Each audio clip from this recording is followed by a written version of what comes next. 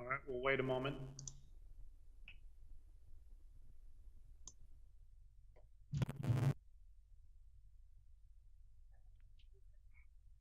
Okay, looks like we're all here. All right, I will call this City Council and Town Center Development Board and Local Contract Review Board Business and Workshop meeting to order. Deputy Recorder Patton, please call roll. Councillor Newton. Council President Loop. Here. Councillor Shaw. Here. Mayor Snyder. Here. Youth Councilor Calderon. Here. Councillor Goodhouse. Here. Okay, we'll move on to the Pledge of Allegiance. I would ask Mr. Nollup to put up the flag for everyone and then mute yourselves and participate in the Pledge of Allegiance.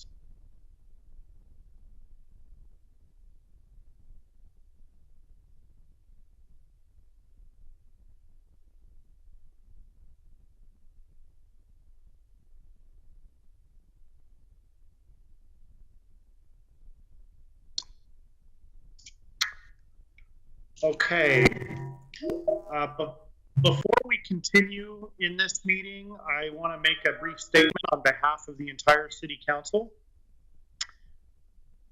We're heartbroken that Mr. McDuff lost his life last week and that Tigard lost a community member. Many of you in the community have expressed concern, shock, and anger about the events. We want you to know that we hear you.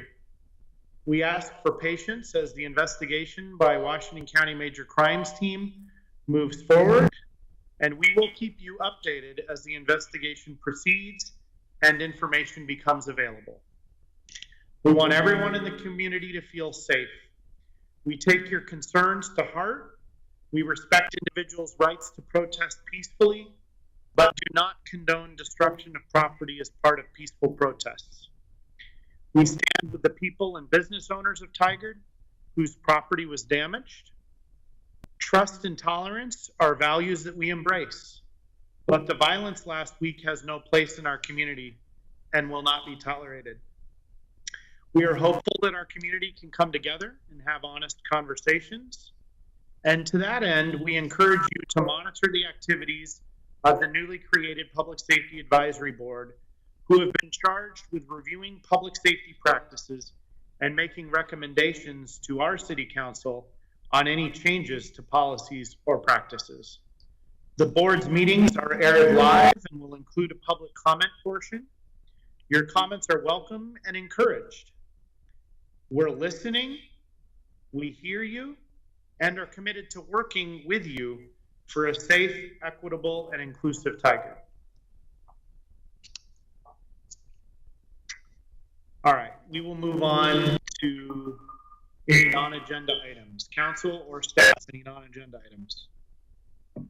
Mr. Mayor, this is Councilor. Oh, sorry. No, go ahead.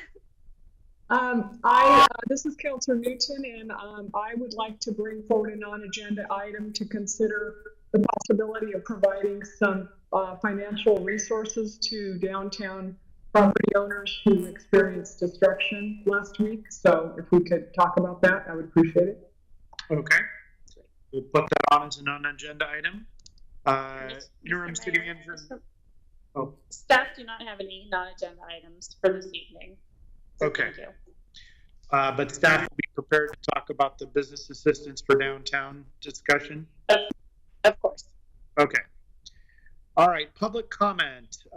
Interim City Manager Nyland, do we have any follow-up to previous public comment? We do not have any follow-up at this time.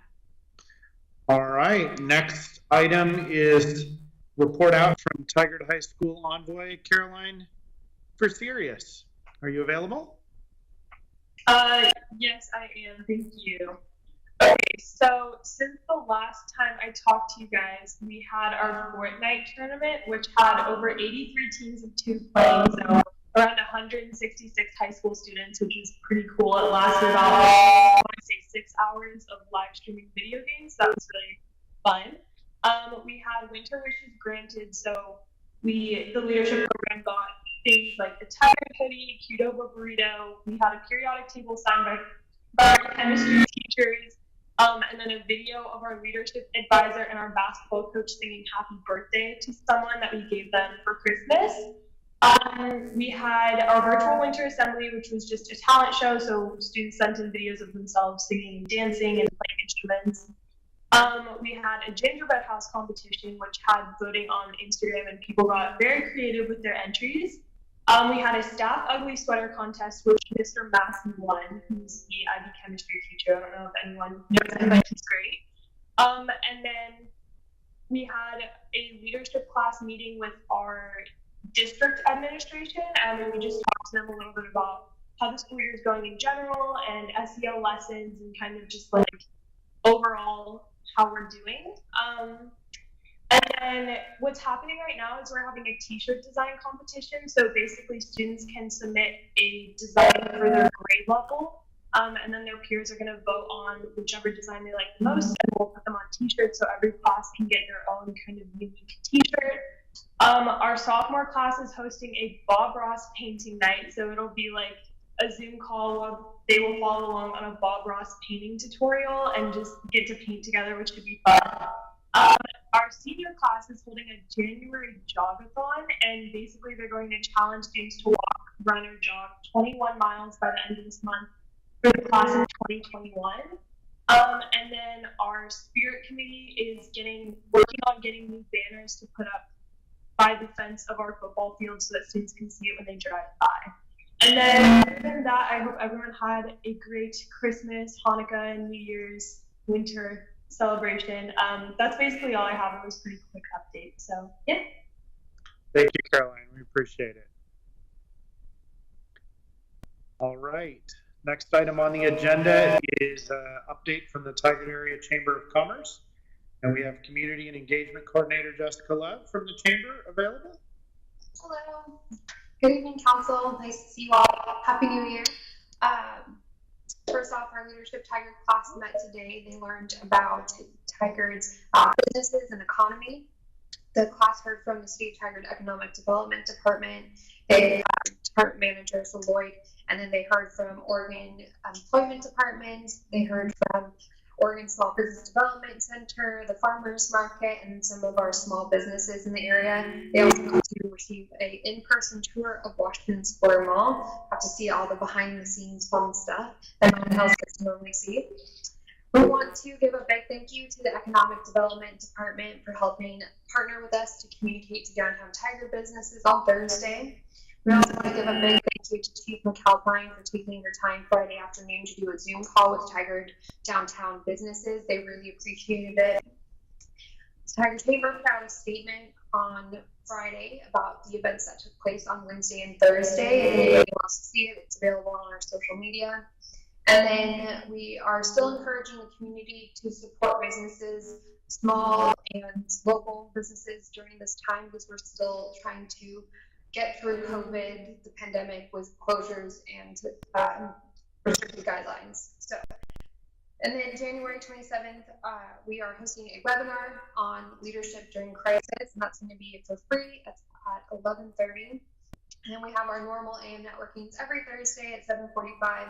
This Thursday, Active Recovery TMS is hosting, and they are going to be doing a ribbon cutting for their grand opening. So we will be doing a virtual ribbon cutting there.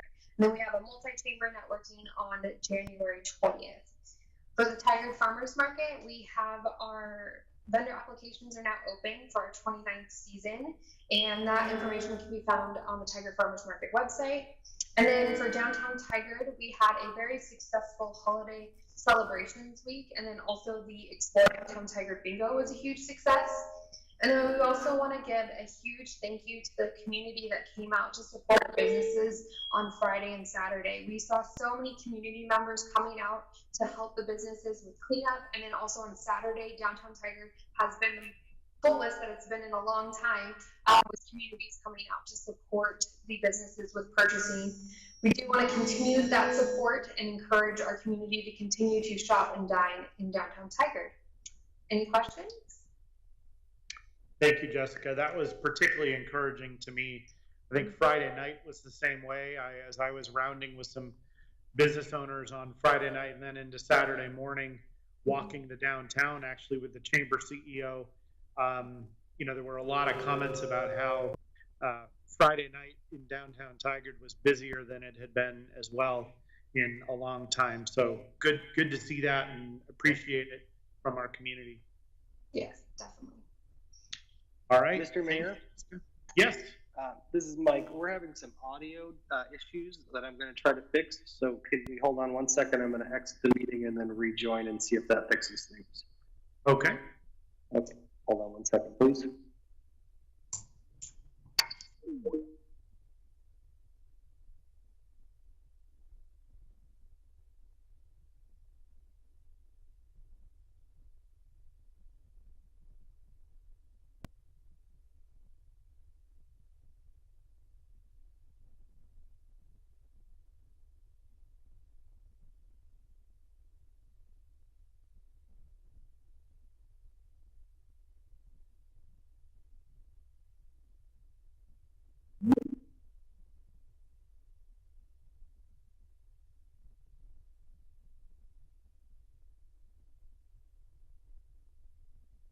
Okay, Mr. Mayor, I think we're back here. So let's try it again and I'll let you know if we need to take another pause.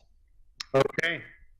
We'll move on to written public comment, which Deputy Recorder Patton, I don't believe we received any written comments. Is that correct? That is correct. There was no comment received. Okay. Mr. Nolep, do we have any phone-in callers in the queue? Let me check. I believe we had a phone-in caller. Still having some minor audio issues, but it does seem to be a little bit better. So we'll keep monitoring that as well. And yes, I do have a caller. Okay. So hold on one second. I will pass them through. Thank you. Hello, caller. You're Hello. on. Hi.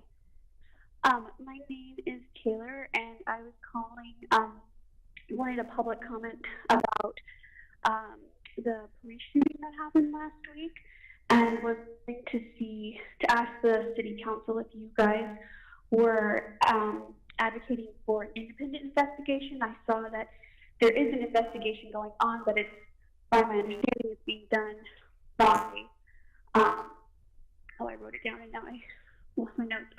But basically it was like a police department.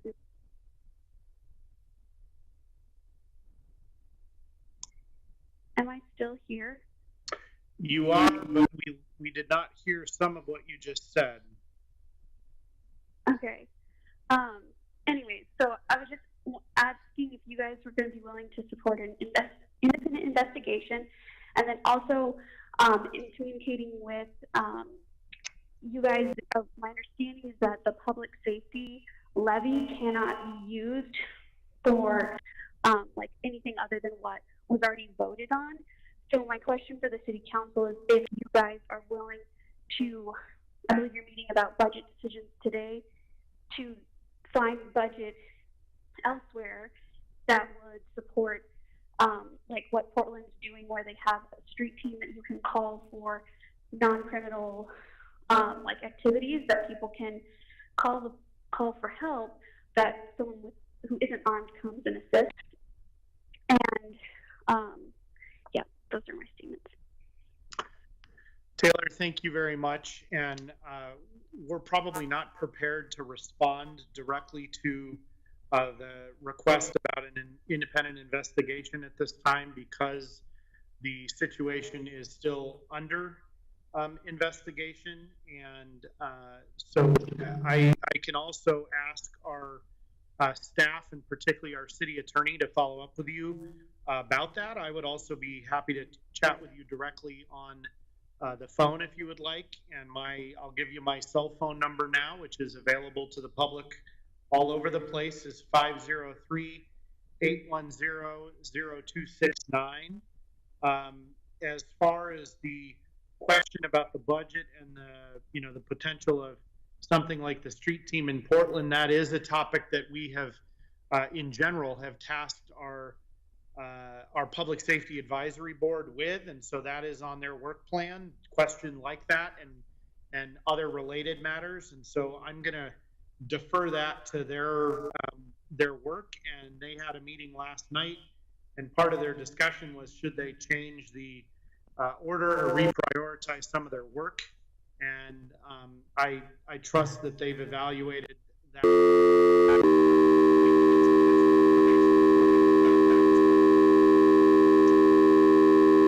Are there any other callers?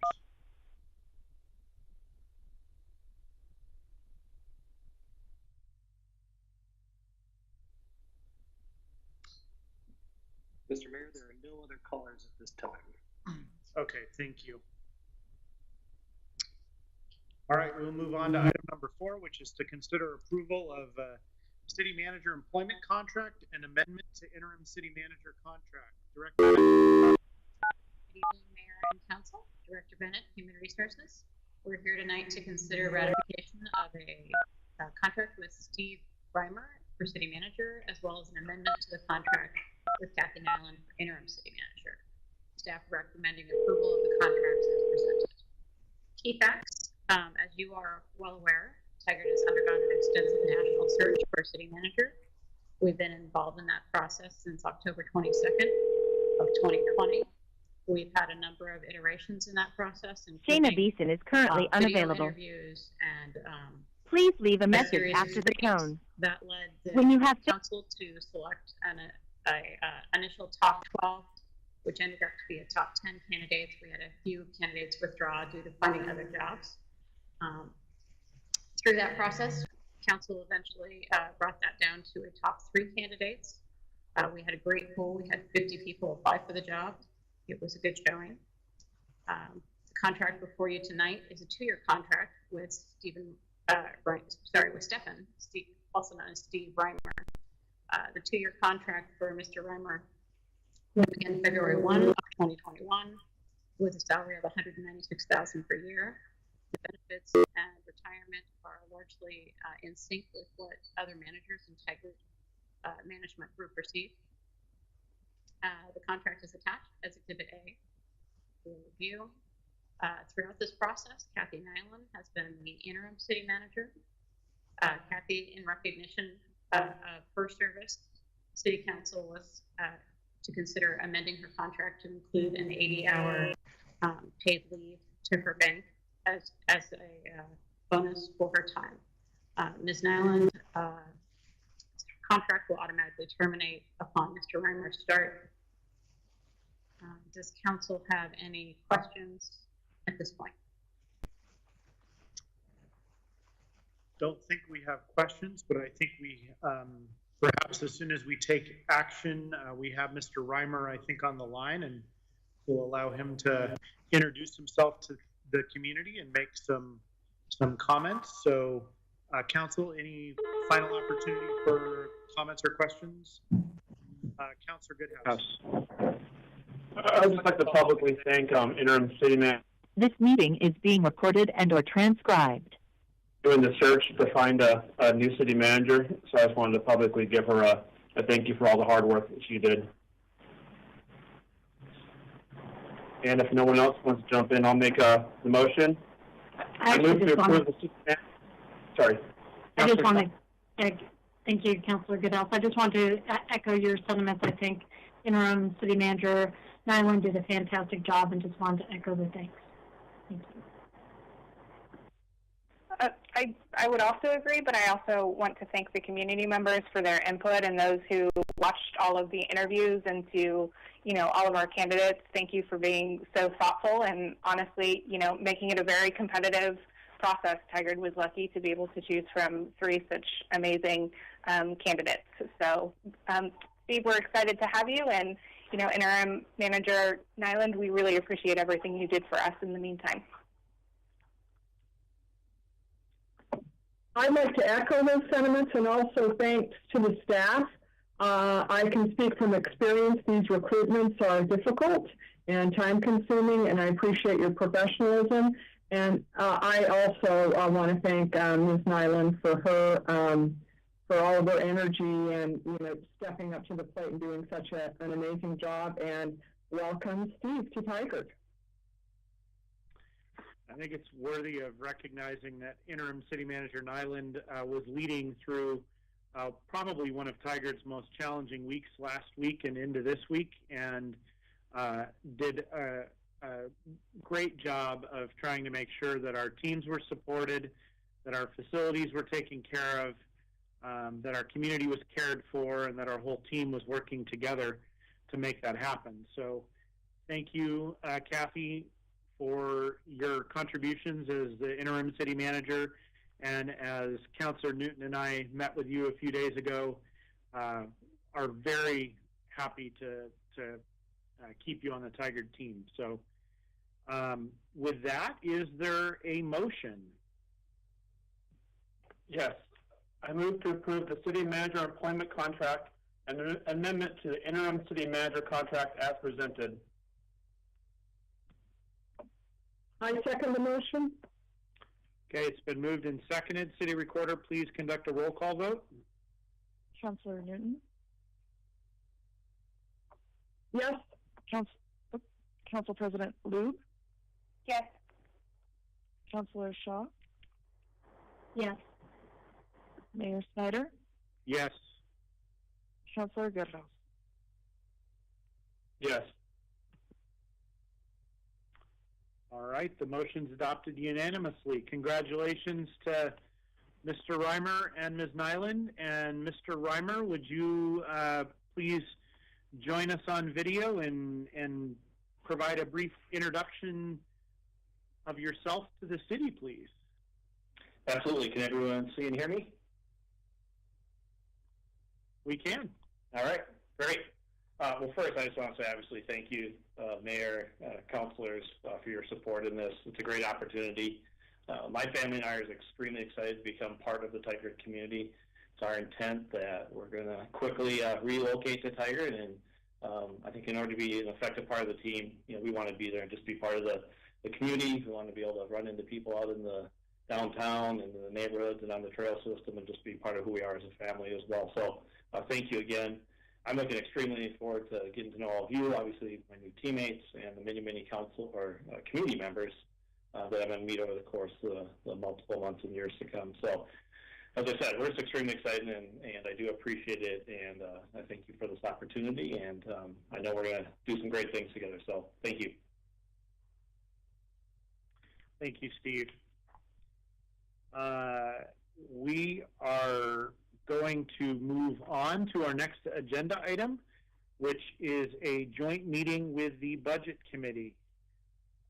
Let's make sure that we've got all our Budget Committee participants on the line and able to speak. So be prepared if you're a Budget Committee member.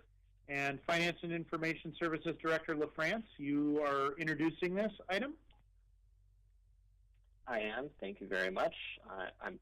As introduced, I'm Toby LaFrance, Finance and Information Services Director. And good evening, Mayor and Council and community members of the Budget Committee. For our community members, as Mayor Snyder just said, I encourage you to turn on your cameras. And however, as we've learned, if you're not speaking, it's best to mute your microphone. And when you've got something to say, please unmute and speak up. And give me a moment here just to bring up a presentation, and we'll get started with tonight's presentation and discussion.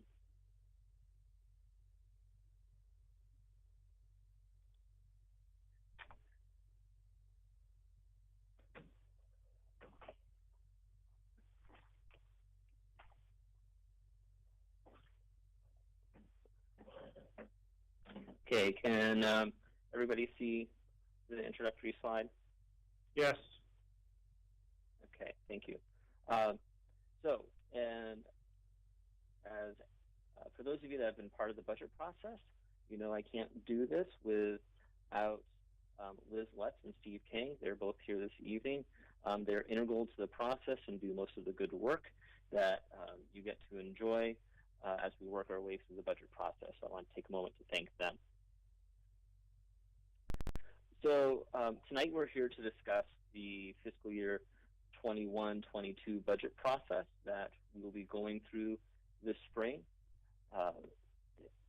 Before you here is the agenda for the evening, and if you have any questions as we move through the meeting, please feel free to raise your hand using the Teams application, or simply ask for a pause to pose your question or contribute your comment. I encourage discussion throughout the meeting this evening. And if I don't notice you, it can be difficult in Teams while running a presentation to see who has their hand up at any given point in time. And I believe Liz and Steve will help out with that, as well as, like I said, if you can just give a verbal cue, we can pause and move forward. So specifically tonight, we are looking to take 4 actions. We will be electing our Budget Committee Chair and Secretary. We'll be doing that in a few moments. Also looking for an endorsement of Tigard's budget plan and direction, and verification that the budget instructions that have been given to the departments meet the interim city managers and the committee's needs. And finally, we'll go through the budget calendar. Want to make sure that we're taking the appropriate steps and that it will enable the budget committee to undertake the consideration of a proposed budget and eventually get to an approved budget. So I want to start out by welcoming our new budget committee members. Jim Knowlton and Christine Mitchell are our new community members. And also we have our newly elected Councillor Jeanette Shaw, who will be joining our budget committee for the first time this year. And to help with the organizing of the, in checking beforehand, I did not see that Jim had been able to join the meeting, but I do know that Chris was on the meeting earlier. So hopefully we'll get a chance for them to introduce themselves when we're done with the presentation. So you can get a face and a name to go along with the work that you're going to be doing this spring. So to help with organizing the budget process and agendas, it's helpful to hold elections for the Budget Committee Chair and Secretary. And this helps us to organize, set agendas, and it's an important piece. And the earlier we can do that, the better. So I was wondering if there are any nominations at this point for a Budget Committee Chair. I would like to nominate Leah Voigt to serve as Chair of the Budget Committee for this coming year. This is Tim Chapman. I'd like to second that nomination.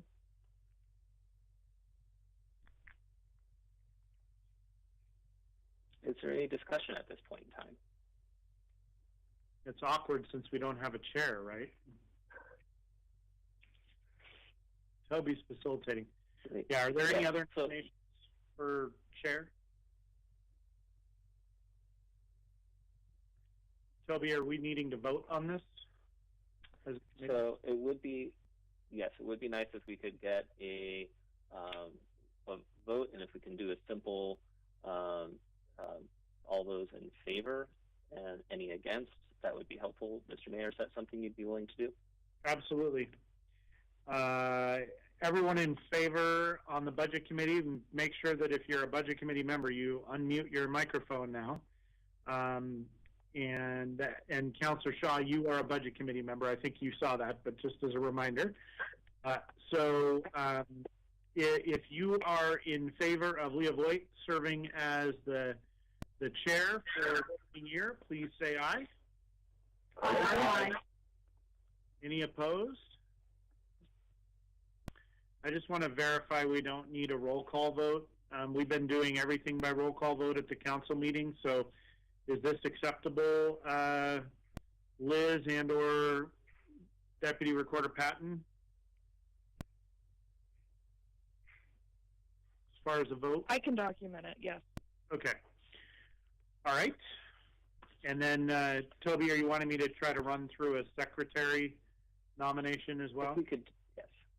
And also bear in mind when we're done with chair and secretary, we would want to see if the budget committee wants to run the same slate. You also operate as the budget committee for the town center development agency, so we would need to have chair and secretary for that as well. All right. Leah, I see you've got your hand up. Would you like to speak? Yeah, I just want to say thank you for the nomination and thank you for the vote of the budget committee and council. I appreciate the honor. Do you want to nominate someone for secretary?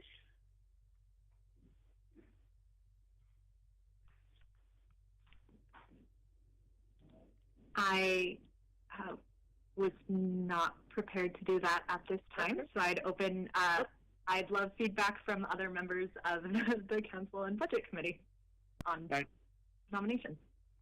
And Chris Bentz served in that role in the past, correct? I think he was the secretary last year. Okay. Mr. Bentz, do you want to do it again? He is not on the call.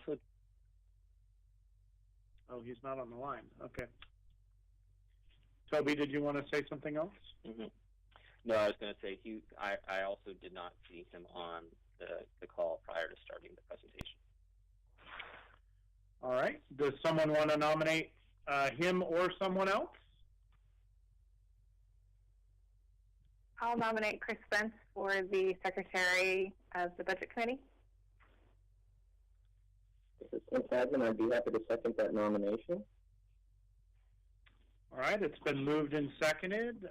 Everyone in favor, please say aye. Aye. Aye. Aye. Aye. Aye. Any opposed? Okay, Mr. Bentz is the secretary. And we now need to do the same thing. Toby, are you okay if we act now on the TCDA? Yes, please. And I believe in the past we've simply done the same slate. Yeah, and I was going to say, I think this can be in one motion too. So someone willing to make that motion?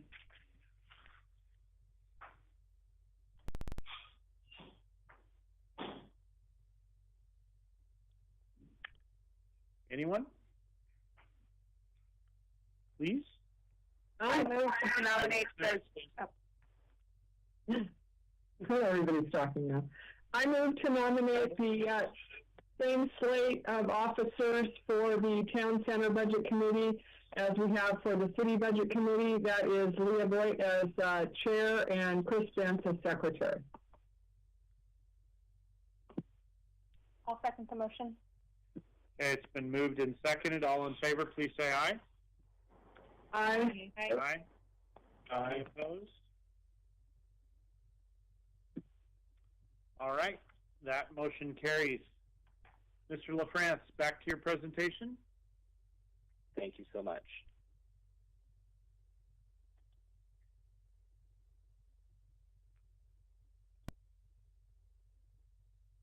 Okay, and finally, one thing I do want to cover for this evening's discussion,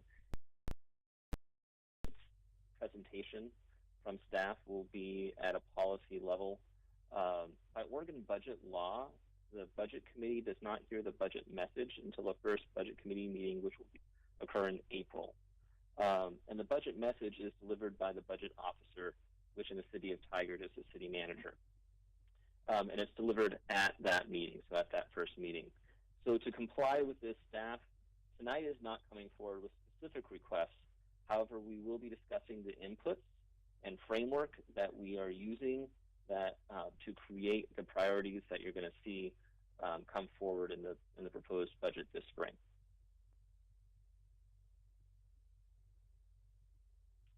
So tonight I want to spend some time talking about the forecast. Our financial forecast is a very important input into our budget process. It's one of the very first things that we do. In fact, we started this mere weeks after completing the budget document from the last budget process, and this forecast sets the stage for the city's available resources to meet the many demands placed upon the city of Tigard. I plan to cover a bit about the forecasting process, assumptions that shape our forecast, and then cover two funds, our general fund, which is a fund that we need to pay close attention to because this is where a lot of the core, what people think of as core city services, police, parks, library, planning, those are all funded within our general fund. It's also where property taxes and other undesignated revenues come, and so it's where the Budget Committee and Council has the most flexibility in terms of where we are assigning those revenues. Secondly, I also want to talk about the gas tax. We'll get into that in a moment. It's an important operating fund for the city. It's an important capital fund for the city. It's also one that's being impacted by COVID. And so I want to show you the state of the gas tax. While it is sustainable, it is one that we will want to pay close attention to over the next couple of fiscal years. The forecast, it's a multidisciplinary process. It involves several departments to discuss the assumptions for our revenues and expenditures. Specifically, I would like to take a moment to thank Tom McGuire, Samantha Rico, Joseph Barrett, Lisa Shaw, Laura Berry, Liz Lutz, and Steve Kang for their contributions. One of the very first steps in doing our budget process is something we discuss at length because we create a base condition, and we reference this base condition for consistency when we need guidance throughout the budget process. So the base condition that we have set is that an economic slowdown exists at the start of our forecast period due to the novel COVID pandemic. At the time of this forecast, there is an overall partial recovery from the initial impacts of the pandemic. While state economists acknowledge that the shape of the recovery is, like recovery from this pandemic, unknowable, Tigard will assume that social distancing and similar measures will be eased with production of a readily available and affordable vaccine, possibly by early fiscal year 21-22. So we're looking at July through December of calendar year 21. And an economic slowdown will continue to exist for another 12 to 24 months thereafter. At this point, a second round of federal stimulus has not occurred. And I want to note that this base condition was written last November. If one does pass, it may help the forecast. Per quarterly forecast updates, last updated at the end of September, the primary revenues impacted by COVID are traffic fines, transient lodging tax, and gas tax. For planning, the city is experiencing a slowdown in development, and the city is expecting a continuation of infill-only planning. In building activity, based on recent discussions with developers, we anticipate approximately 150 to 200 single-detached residential units in River Terrace annually. Other factors include smaller subdivisions and missing middle housing occurring in Tigard, need to include the Hunziker Core project, adding 200 attached residential units, impacting fiscal year 22 property taxes. We also anticipate adding 400 attached residential units in the Tigard Triangle, impacting fiscal years 22 and 23 property tax collections. By early fiscal year 25, South River Terrace is in permitting, and that is starting to take the place of the work that currently exists in River Terrace. So this is the background that we try and use when we're looking at the forecast of all of our revenues and create the base condition. It helps us when we're doing our property tax forecasts as well as any other forecast that's impacted by growth and our system development charges in particular.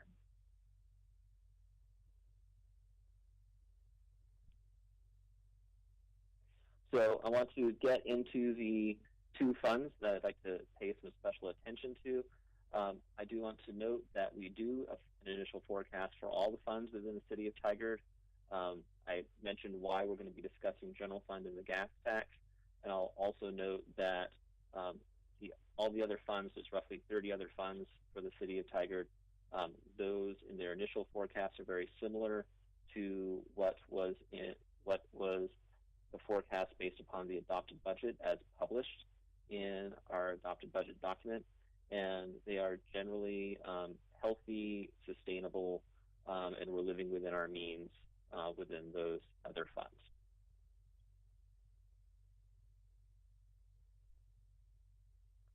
So, talking a little bit about the general fund, I want to cover that there are two different types of forecasts with our general fund. And what I want to start with is a version of the forecast that actually was Mayor Snyder, when he was a counselor, referred to as the eroding service level forecast model. Just quickly how to read this graph. What we see at the top is a green line that represents our historical and forecasted revenues within the general fund. The red line is our historical and forecasted expenditures within the general fund. At the bottom, you see a series of blue bars. Those represent the total reserves for our general fund. And finally, a kind of orange colored line there at the bottom, and that represents our cash requirement reserve. That's necessary because with our general fund, the primary revenue source is property taxes. Property taxes are collected in late November, early December. However, the fiscal year starts on July 1. So in order to pay the bills, make payroll, we have to have some money in the bank. It represents about a quarter of the fund's operating expenditures, and that's what we need just from a cash flow standpoint at the beginning of each fiscal year. So if you looked at this forecast in prior years, what you would have seen is our expenditures and revenues crossing a couple years out in the forecast, our reserves maybe being adequate to the end of the forecast, likely being below the cash requirement reserve in the forecast. And the other important aspect of this forecast is it took a single decision set, so the budget that the Budget Committee was considering, and forecasted that out for 6 years without any changes. Without any changes to our services, not adding any staff. It didn't add any services or contracts that would help us provide additional services. However, what we knew is our community is growing. And so this is where we would get to the term of this being an eroding service level model, because this forecast didn't add anything to our services to meet the growing demands coming from a growing community. And it showed that we couldn't afford to add anything on an ongoing basis because our reserves would be inadequate by the end of the forecast. So what the Budget Committee asked us to do was to make some changes as to how we're approaching our forecast and how we're approaching our budgeting. It led to some budget cuts that we made during fiscal years 19 and 20, and to bring our expenditures below our revenues, start to establish growing reserves, and then use those reserves, which we're calling the service level reserve, to allow us to grow our services at a modest incremental rate to meet the growth in population. So what we've been looking at the last couple of years is the following model, where we are now taking our expenses and we're growing them with population growth. Population growth in Washington County currently forecasted to be about 1.7% annually. So for the city of Tigard, which is an area where there is an above average amount of development happening, that's probably a conservative number for us to use and a comfortable number for us to use. And in the graph that you see in front of you, you see that same revenue line. So the revenue is the same as what you looked at in the prior graph. Our expenses are now growing, though, by 1.7% annually. Exactly where that growth in expenses happens, that's why we have an annual budget process. That's part of setting the priorities of the city. It's part of the work that you, as a budget committee, would do. Down at the bottom, we have taken the reserves and we've broken it into its components. So there's in each year, there's a small green bar on the left. That's the city's emergency reserve. We have a practice of keeping that at about $1 million. Due to COVID, we have been using that reserve, and this forecast shows that that reserve will return to its $1 million amount by fiscal year 23. Next to that is sort of a light purple or light blue colored bar as our service level reserve, which you see got established starting in fiscal year 19 when we started making reductions. It is rolling through fiscal year 22 and 23, and then starts to decline after that, and essentially is gone by fiscal year 27. There's also undesignated reserve. So that's the amount of the reserve that's left over after we take care of our cash requirement reserve, which is that dotted line that you see. That's the 25% that we need to just make the bills the first few months of the year. After our emergency reserve, after the service level reserve, it's good to have some additional cushion. And that's essentially what our undesignated reserve is. It shows a healthy reserve. This forecast that's being presented for you, this is the initial forecast going into the budget process. This has the same result as the budget forecast that you saw with the adopted budget for fiscal year 21. It's just, we have reserves that bring us through fiscal year 28. However, as you can see, by the time we get to fiscal year 28, our expenses are exceeding our revenues. And what this really shows is that prior to getting to fiscal year 28, we will need to make some decisions as a city. We will need to look for long-term solutions. It was always known that our service level reserve is a limited duration solution to a long-term problem. It's buying us time to look for other undesignated revenues. I know it's always hard to add revenues that don't have a specific purpose. However, that's what's in our general fund, and so adding undesignated revenues will be an important task for the city over the next few years. If we can't add them on a sustained basis, then we won't be able to grow our services in the long term, and we'll be back to that eroding service level model.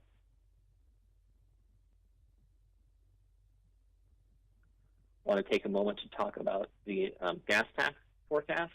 So our gas tax funds a couple really important aspects. So our roads maintenance crew is funded from this fund. From this fund is where we pay the electrical bills to keep the street lights and signals running within the city of Tigard. Plus we have various capital expenditures. There's a number of transportation funding sources that we use for capital expenses. They all have some very specific purposes. The gas tax is, in some sense, the general fund for our right-of-way. We use it to fill the gaps when we don't have eligible funding sources, but we have additional costs in our capital programs. The funding sources in our gas tax fund is the state gas tax. So when people go to the pump and they're filling up and they pay a gas tax to the state, that goes here. The other main revenues would come from registration fees that happen at the state and at the county. So what we want to point out here is, based upon the capital improvement plan that's in our current adopted budget, this forecast does include the $7 million in capital through fiscal years 22 through 25 that we are monitoring the revenues. It looks like state gas tax is being impacted by COVID. What we're hearing from the state is that we should be anticipating about 90% of revenue levels from pre-COVID. So we're taking essentially about a 10% reduction in state gas tax portion of the revenues within this fund. And so what we're going to have to do is pay attention in the next couple of years if there are opportunities to shift funding in our capital projects away from gas tax to other sources, such as the transportation development tax or the city's own transportation system development charge. We'll be exploring that so that we can extend the usefulness of our gas tax, because in the out years we have minimal ability to use gas tax for capital projects. And actually we do have a practice that our reserves would contain 2 months of operating costs within our reserves, and we'd actually be just a little bit below that policy starting in fiscal year 25. So that ends the discussion on the forecast at this point in time. And like I said, that creates the framework by which we know how many resources we have to work with as we're trying to meet the priorities of the city through the budget process. And I'll tell you, we've been talking about the priorities within the city of Tigard for quite a while now. We've been talking about sort of the four imperatives, which include improving our systems. This is things like facilities and total Tyler and other ways of addressing the performance audit. This includes implementing our newly updated strategic plan, continuing to respond to COVID, and also implementation of the anti-racism action plan and assisting with the Public Safety Advisory Board. These are the four guiding principles that we'll be looking at when we're trying to arrange how, not just the services we provide, but how we're providing those services. Additionally, and to reflect that, within the content of your budget document, we are updating our performance measures to be more in line with the report card that we do and more in line with the work that our city manager's office and Nicole in particular have been doing to measure the performance audit implementation.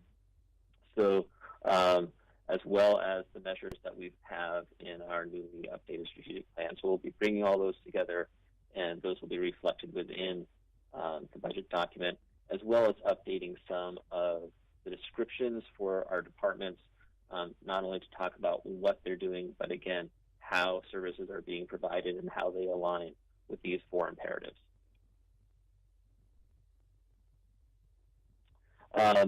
With the knowledge of the forecast and the knowledge of the priorities that we have in the city, budget instructions were sent to the departments. Those instructions are included as an agenda item. They're attached to this agenda. Essentially, they are hold-the-line based budgets within general fund and central services, and our other funds need to live within their long-term resources, not just what they have next fiscal year, but something that be sustainable over the life of a forecast. And if there are asks of the budget committee for increases, they need to align with those four imperatives. And it is important to note, hold the line does not always mean the exact same dollar or the exact same FTE. Tigard does have a couple multi-year projects that are addressing some of the priorities we were just, that were on the last slide. Some examples would be the work that we're doing on our facilities project and Total Tyler. So some of these projects will have limited duration investments of staff and professional services. They'll need to be added over the next couple of years, and when we're done, then removed from the budget. So I do want to draw a distinction between a hold-the-line budget that is the same dollar amount versus a hold-the-line budget that continues the work and holds line on the services and the projects that we are committed to within the city. Want to get to some of the calendar. So how are we going to get there?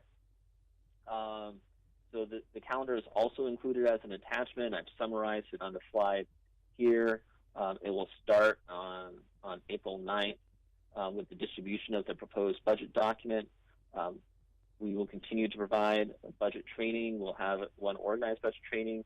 As always, if budget committee members are unable to attend, happy to meet one-on-one with budget committee.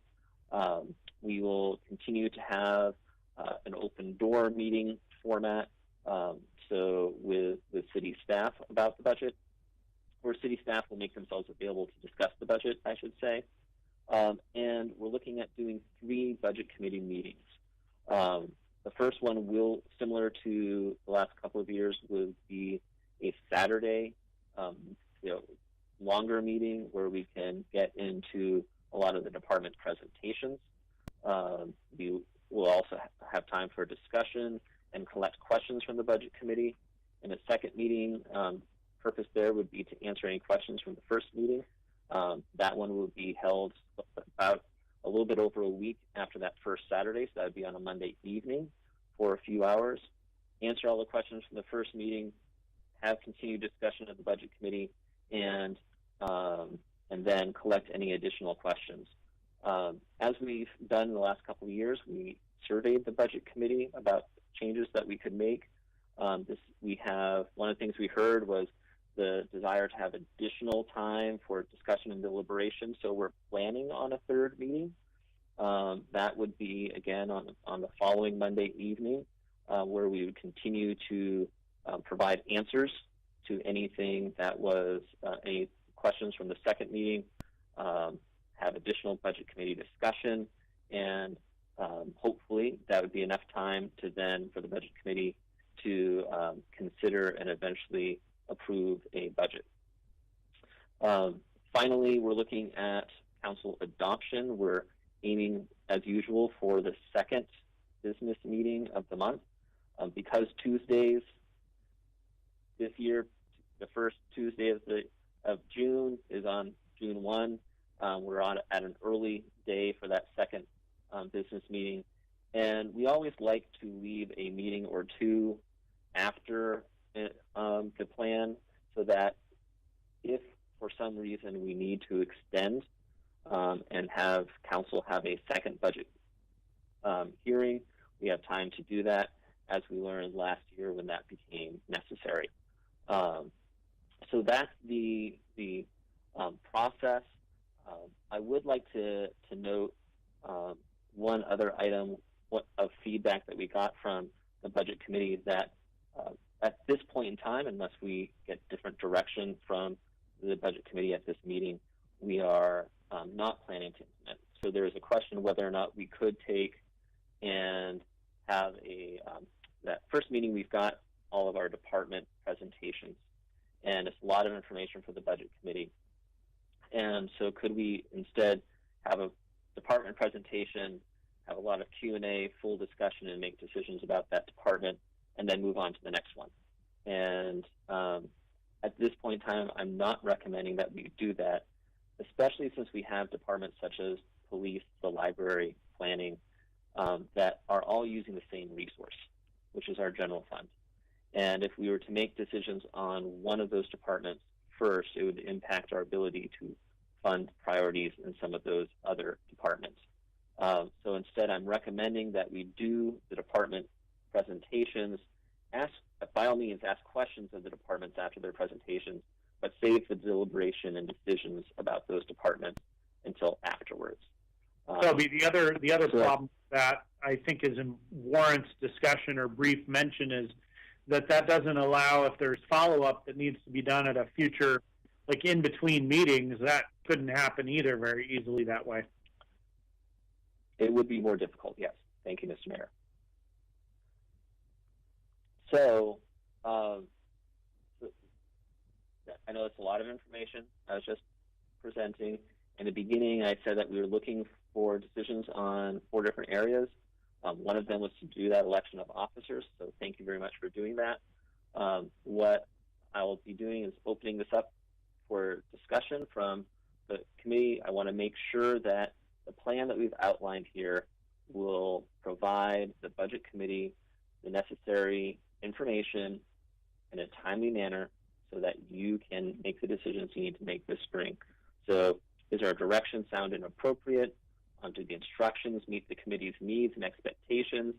Will the budget calendar allow the budget committee to do its work?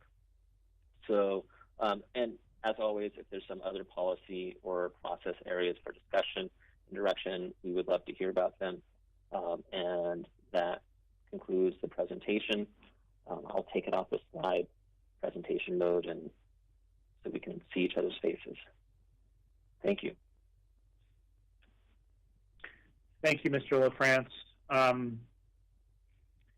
Appreciate that. And does everybody have the questions in their mind? Toby, you may need to put the questions back up. Sorry. Happy to do that if need be. So let me bring it back up. Sorry. I just think we need to focus our conversations around those topics. Leah, are you okay with me facilitating since we're in the middle of a council meeting, or would you like to facilitate tonight as the new chair? I would be happy to have you facilitate. Thank you. Okay. All right. So let's work on each question, and I'm going to ask anyone that wants to speak, since there's so many people, to use the raise your hand function in Teams. So is Tigard's budget plan and direction sound appropriate? Who has a comment to make about that? Mr. Cadman. I think for this coming fiscal year, it does make sense where we're heading. I do have a concern as we head into the next fiscal year that's the year it looks like, based on the graph, where we will be crossing over into spending more than we bring in. And so I think as we're listening to the presentations and we're deliberating this year, my strong opinion is that we should also talk about what this might mean for next year, because I think next year we can't avoid the conversation of, are we ready and willing to cross that line where we start dipping into the reserves? Because once we do that, we've got about 3, maybe 4 years, I think, before we enter critical territory where we need to come up with a lot of money or decide that we're going to start cutting services. And we don't want to kick that can too far down the road. So again, just to summarize, I think where we're heading for this fiscal year makes sense, but I think we need to keep in mind how we're going to change approach next fiscal year, because I don't think it's going to be quite as easy of a conversation next fiscal year. Mr. LaFrance, to that point, can you clarify whether or not the public safety levy money is forecasted in that forecast as 5 or 10 years? So the public safety levy actually is not contained in the general fund forecast. To keep things as transparent as possible, that's kept in its own fund, and for the time being, we're in the first year of a 5-year levy, and we seem to be on track that year 1 we're receiving the revenues we anticipated, and in year 2 we expect to be on plan. But in year 6, you're not taking those. I guess I just want to clarify whether we're loading those expenses in year 6 into the general fund because the levy doesn't run that long, or do we have? I just want to make sure we're either counting the revenue and the expenses in the same place or not, but we're not creating an artificial sort of cliff just by the way we're accounting for this. That's correct. The anticipation is in 5 years, if there is not a levy, then the expenses associated with the levy go away. Okay. Okay, Mr. Cadman, thank you for your comment on that one. Other members of the Budget Committee that want to speak on question number 1? I have one comment about that, I guess I would say. And then I see Councillor Goodhouse. So just very quickly, my comment would be that I would actually ask the one modification I would make to this, given both our prioritization of the Public Safety Advisory Board and the speed with which I think our community wants to take action, I would ask the city manager, the assistant city manager, the finance director, the police chief, and the command staff of the police department to figure out and put a placeholder for what they think the Public Safety Advisory Board may need for resources. And by that, I don't mean the board itself. I'm talking about the decisions or actions that the Public Safety Advisory Board may be recommending this coming year. Body cameras comes to mind.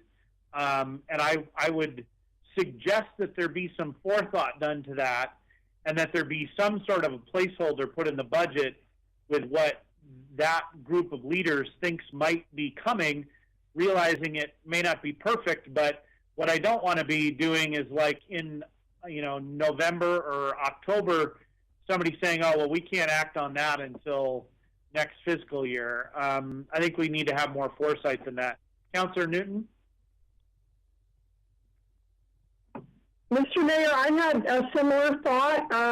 The two areas that I'm a little bit nervous about that we don't really know where expenses are going to go is recovery from COVID. And also, I really appreciate your comment on the Public Safety Advisory Board, because I agree that I think in the next couple of years we're going to have some expenses that we're going to need to look at as we're implementing that. I do appreciate the budget, the plan and direction in terms of aligning the strategic plan, the performance audit, and the four initiatives. And so really we'll look forward to staff presenting their budget requests with all those aligned. So thanks. Councillor Goodhouse. I have one thought, and this might be, someone's got echoing, is off now, okay. Just for a longer stretch, Tim had brought up about the, we hit that point where we start going into reserves. I'm wondering if we could, I don't know if it helps or maybe it's too far out, but to look at a model of what happens when the urban renewal districts are done, and where we look at the gap of what we don't have now and how that might change things when those are no longer, that money's coming to the city of Tigard.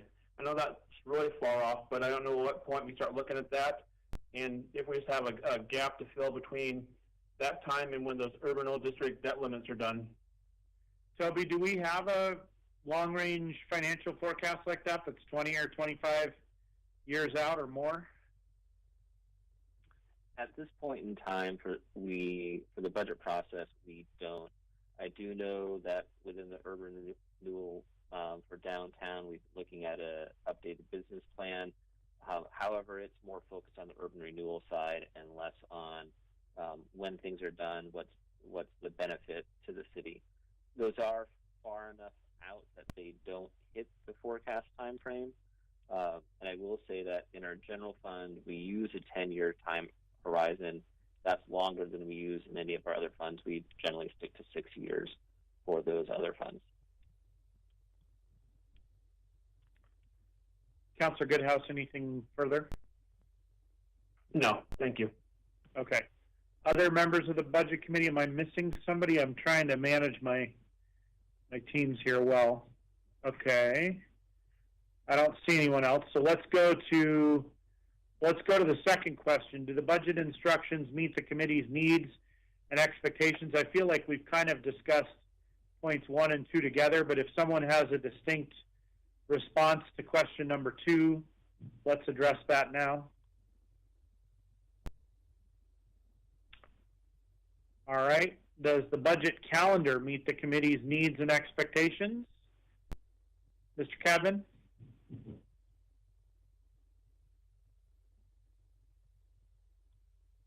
If you're speaking, you're on mute, sir.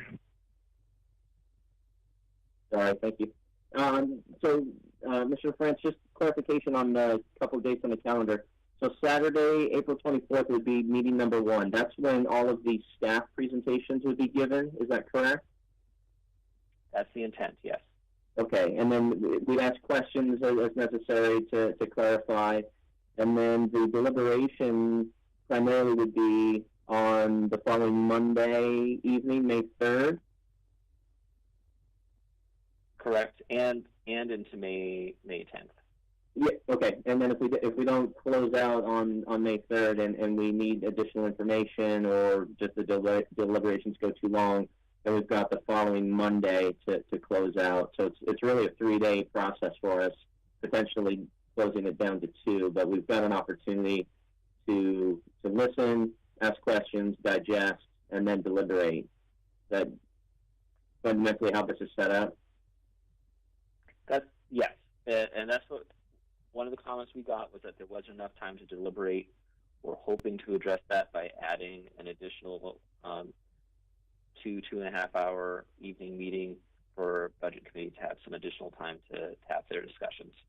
Okay, fantastic. Yeah, I think that's a better approach than what we've used in past, so I'm definitely supportive of it. Thank you. All right. Other comments on the calendar and dates? Chris. Yes, I just have a question about the April 22nd open door meeting, and this is a new member question. What is the intention and of the open door meeting?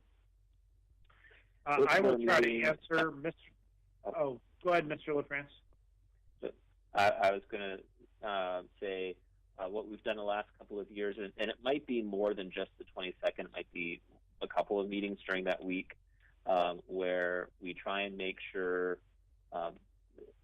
that we have at least one meeting that budget committee members can come with their questions, that so they make sure that they're ready to have a policy level discussion when we get to the budget meeting. So if there's some detailed questions that you don't want to bog down the entire budget committee with, but you want to know if this is actually an issue or not, bring them to those open door meetings. In addition, we've also done open door meetings that the community can come and ask questions about the proposed budget. Again, for a similar purpose, we have public testimony during the budget meetings, and if a community member wants to know something about the budget, wants to know if their concern is being reflected within the budget, and if they should come and testify, then that's an opportunity for them to come and get some additional information as well. It's like office hours with college professors is the shortest way I would explain it. Thank you very much. Other questions or comments? Councillor Shaw. Yeah, that's a similar question. Thank you for answering the open door meeting, Mayor and Director LaFrance. The optional budget training, is that for council, for budget staff, for those of us who may be new? That would be a helpful benefit. For sure. The intent is that new budget committee members, whether you are a community member or an elected member, to come to those trainings. Also, if you've done a budget maybe once or twice, we do this once a year. And if you want the refresher, by all means, you're invited. The one thing I would say is if we get to the point of having a majority of the budget committee there, especially if we have a majority of our council there, we do need to notice it. So it's a good idea to get that information in advance.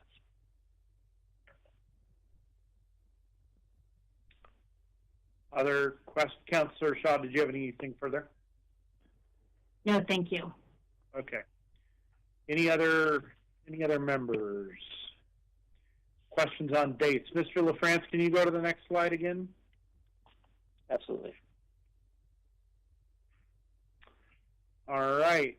So I have not heard anything further on the budget calendar and in the meetings meeting our needs. So last question is around other policy or process areas for discussion and direction. Again, I think many have already been covered, but Councillor Newton? Thank you, Mr. Mayor. This might be assumed as part of the process we're going to go through, but I feel like we've left park maintenance sort of hanging out there. Maybe it's just me, and maybe the Public Works Director and staff is going to cover that, but I continue to have concerns about our long-term approach to parks maintenance and just the whole equity and all of that whole discussion that we had a pretty robust discussion last year. So that would be an area that I think we might want to spend some time on. Well, we just basically punted the long-term decision last time. So, Toby, is that something that the staff are on top of as an issue for this coming year? That absolutely, it's something that we can cover during the department presentations. I also believe that we have a parks master plan that will be coming to council in the next month or so, and that will also aid any budget discussions that we have about parks. I would ask on this staff actually be cognizant of what the budget committee directed on this point last year and brings things forward from that perspective. So we're not starting, I mean, we may need to bring some budget committee members up to speed, but let's not, we spent an inordinate amount of time, and I'm not saying we shouldn't have, we spent a ton of time on that, and to start all over again I think would be not a good use of time. So I would recommend that we bring our new members up to speed, but also be starting the conversation from the point that we had worked through. Councillor Newton, do you agree? I do. Thank you, Mr. Mayor. All right. Do you have anything further? I see your hand up still. Oh, sorry. I thought I lowered it. That's okay. Councillor Shaw, same thing. Anything further? You've got your hand up. Okay. All right. Other members with any other policy or process areas for discussion?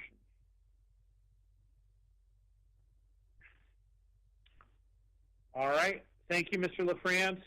Let's have our new members of the Budget Committee introduce themselves. We did not ever get to that point. So they were already contributing, which is awesome, the Tigard way.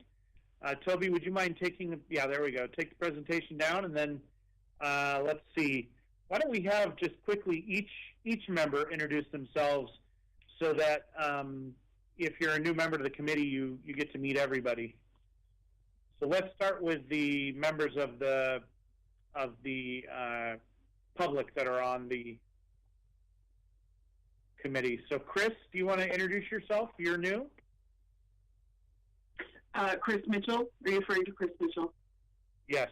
Okay, so there were a lot of Chris's. So I apologize, my camera is not working. I'm having some connectivity issues, but thank you for having me. My name is Chris. I've lived in Tigard for almost 2 years now. I came here from Southwest Portland. Absolutely love the committee or love the city, and happy to be part of the committee and be involved with our city. Chris, thank you for volunteering. Leah? Yeah.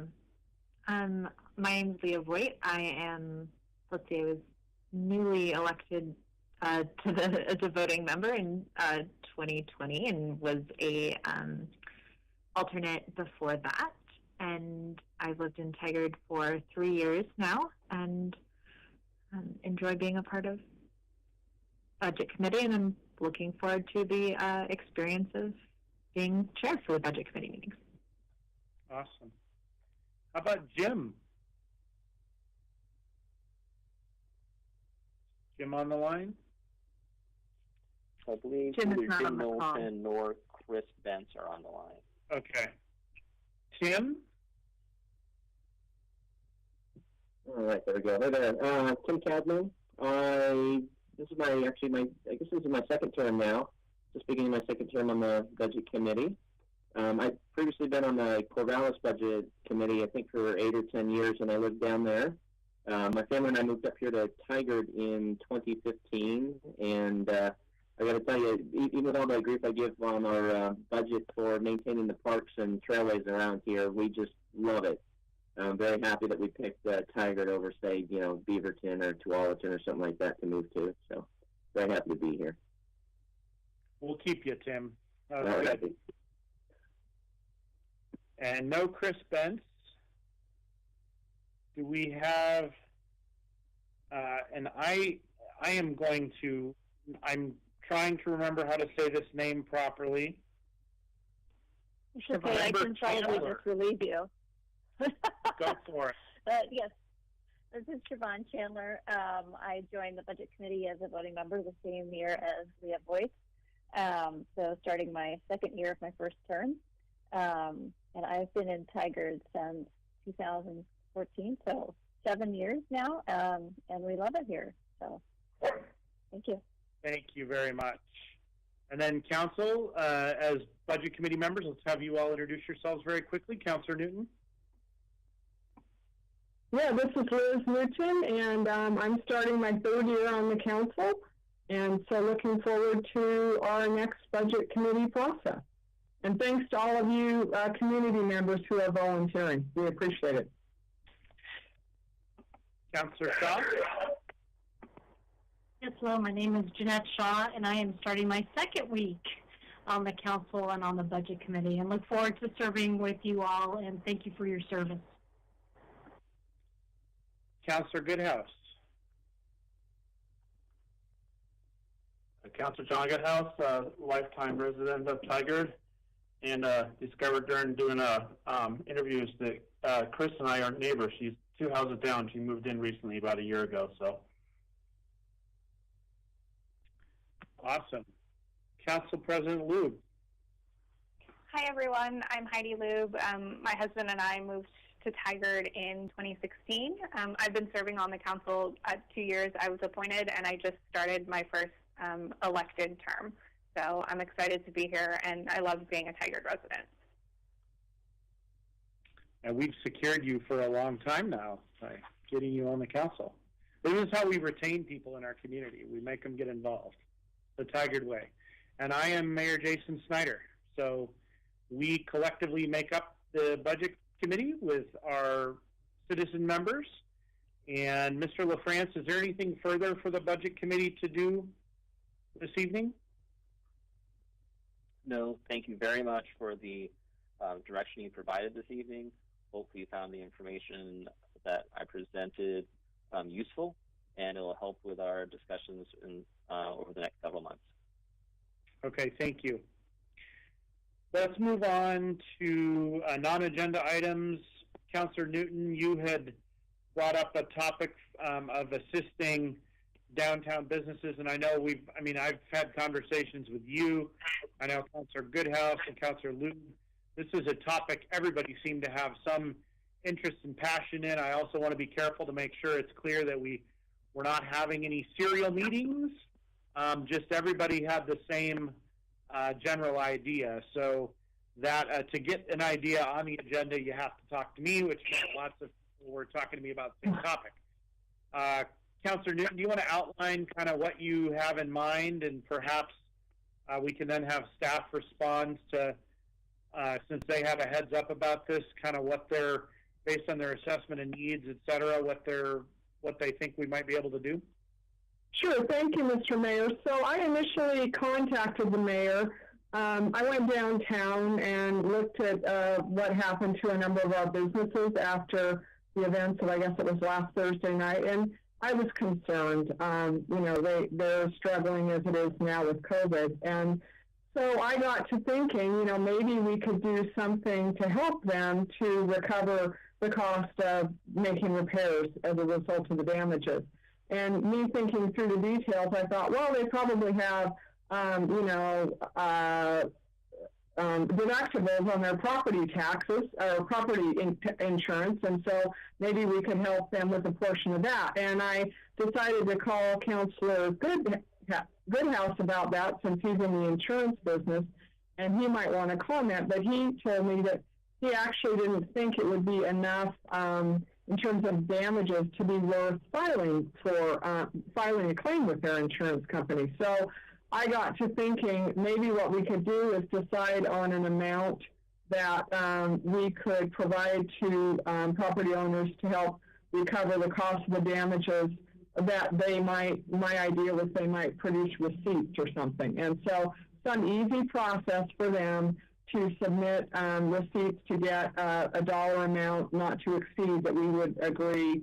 And this would be for property damage that they incurred as a part of the events on Thursday. And I'm not thinking that it would cover lost business. What about plywood and things like that were done in preparation? That would be included. Absolutely. Thank you, Mr. Mayor. Absolutely. Any supplies or property damage was my idea, and I'm sure the rest of you have thoughts, but I wanted to bring that forward because I think, they could use the support. So thanks. So before we deliberate on this, I'm wondering if we can get a staff, just general framework of what staff has maybe thought through, so that we could all then react to that. Is that okay, Council? Okay. So Interim City Manager Nyland, who on staff's on point for this? Director LaFrance. Okay. So good evening, Mayor and Council. I'm Toby LaFrance, Finance and Information Services Director. We got word that this request was coming and recognized the need that Council is presenting this evening.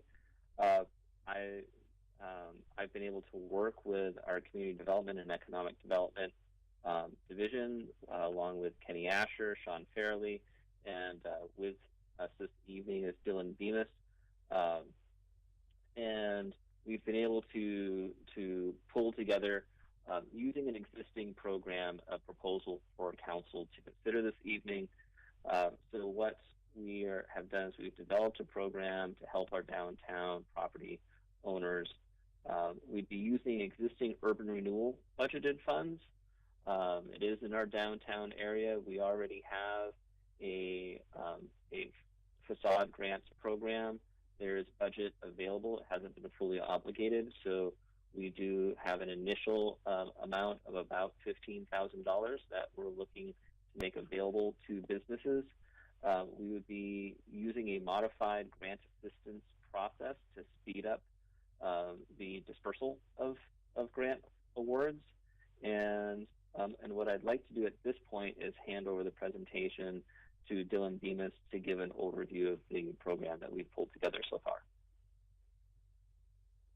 Thank you.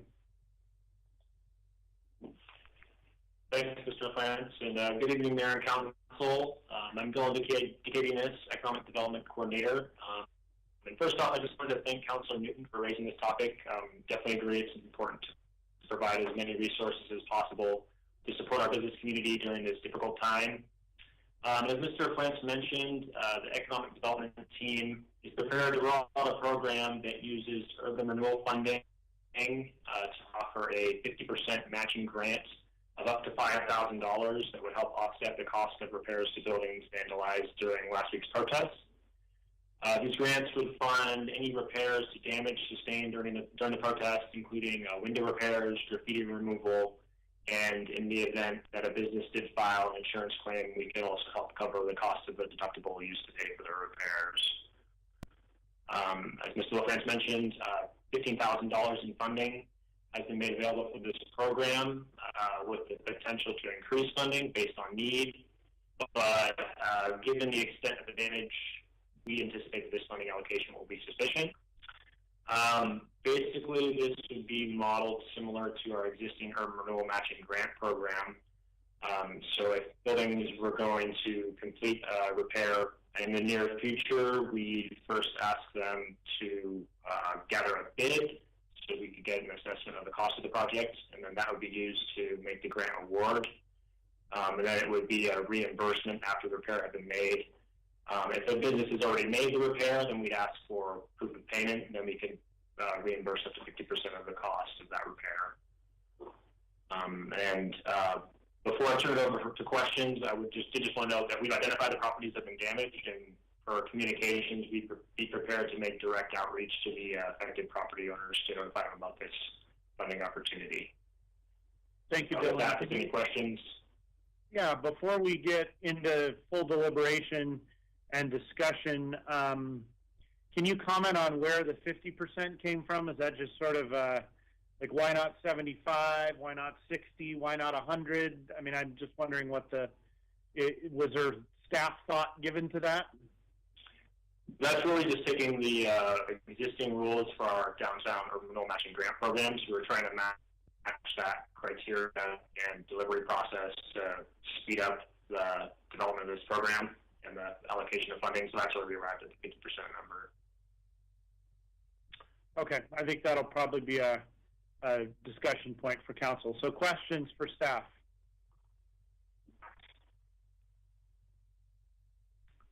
Or comments? Councilor Goodhouse. Yes, and to elaborate on what Councilor Newton said at first, I was going to say that just talking businesses, as most of us all did, I think a lot of it was plywood. Things were preventative. Insurance usually doesn't cover those items that are preventative, so items like plywood and labor and so forth like that wouldn't be covered under insurance. And then most companies or most policies usually have a $1,000 deductible.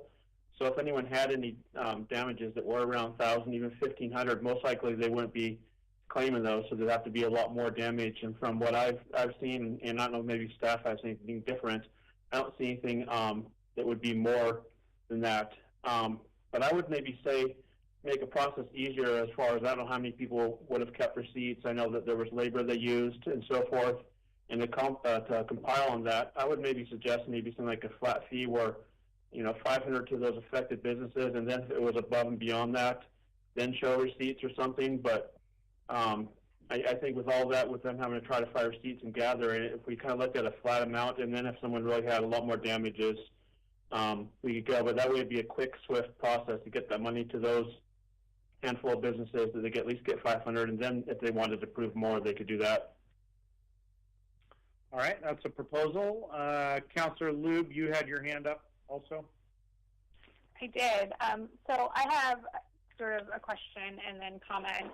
The initial proposal is up to $5,000, but there's only $15,000 in availability, and it sort of feels like, if by chance we had 3 businesses who had $5,000, that would eat everything up. And I know that there's the potential for more, but I just think that that's concerning just using those numbers. And so I'd certainly like to see something probably look a little different. And I would just also ask with the $15,000 limit, if we had more than $15,000, how would we prioritize who gets the funding? Or would that simply be coming back before council to say we actually have $20,000 worth of requests?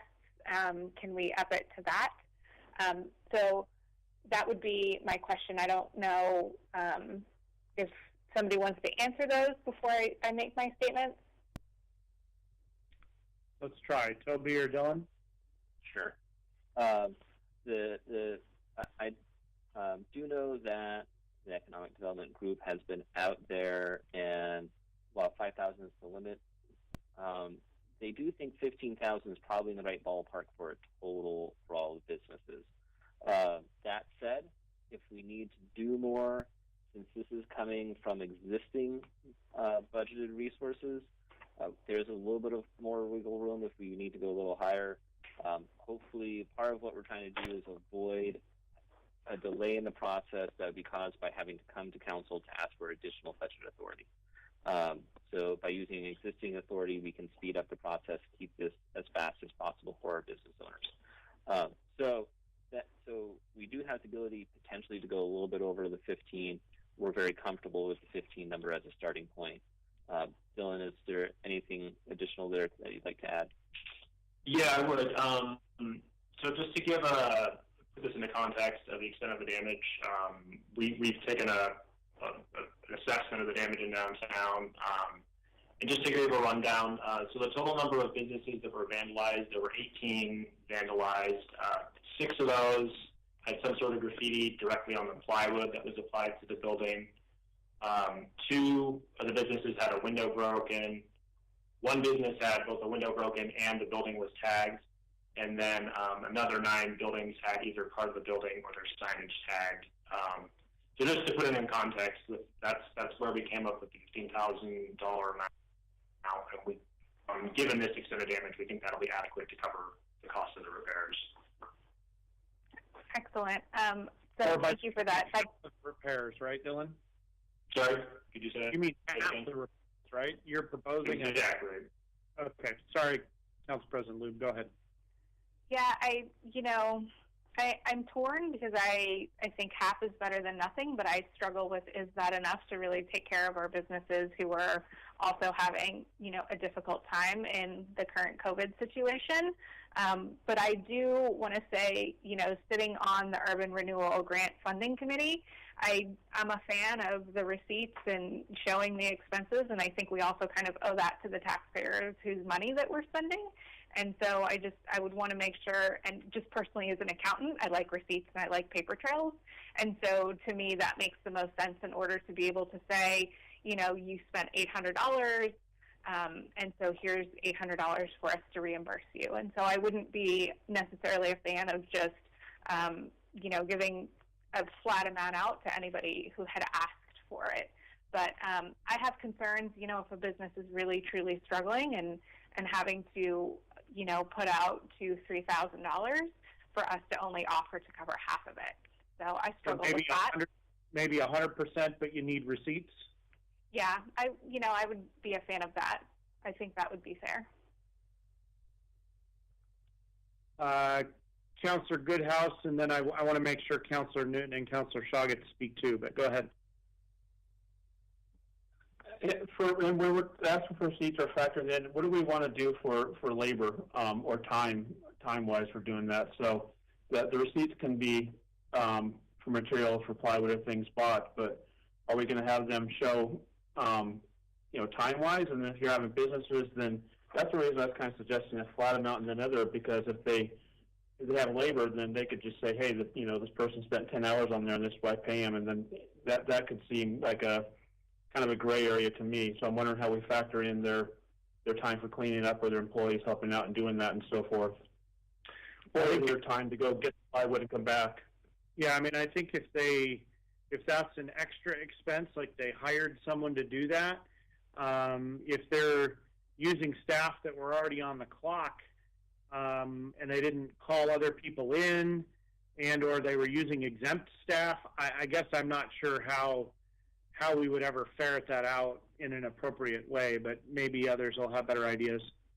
Councillor Shaw? I was just going to close up. That was my only worry with the receipts is that if we did some kind of a flat amount and then on top of the receipts, that we kind of solved the whole problem of not having to sort through pay or payroll or how many hours were spent, and it'd just be an easier way, and then went with receipts. And I agree with Council President Lib that 100% sounds better to me. So if it were 100%, then we wouldn't be doing a flat amount, right? I mean, if that's what you're suggesting. Well, I was suggesting that just do a flat amount and then on top of it receipts. So if you did you do 250 or 500 or something, because you obviously know that they got tagged and something happened, where a business can say, I'm just taking that flat amount and that's it, and I'm going on with my day.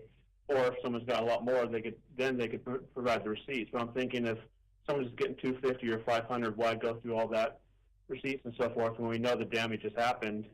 And then someone that's got more extensive work or time or payroll, then they can submit all that. I mean, there's also a factor here that it's going to cost us more to administer it than to just give out the money. So, Toby, I don't know if that's something you and Dylan are thinking about too, but to give out $250, to itemize $250, it might be easier to just give it out. But as far as how much it costs us to even process that, Councillor Shaw. Yeah, thank you, Mayor. That was actually going to be one of my questions, was what is the cost to process it? But I, too, am not a fan of not having receipts.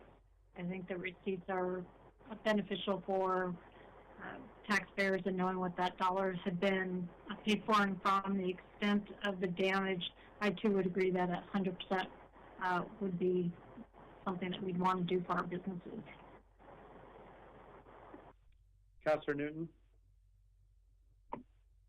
I agree. I think 100% is a good idea, and I also agree that receipts are important for documentation.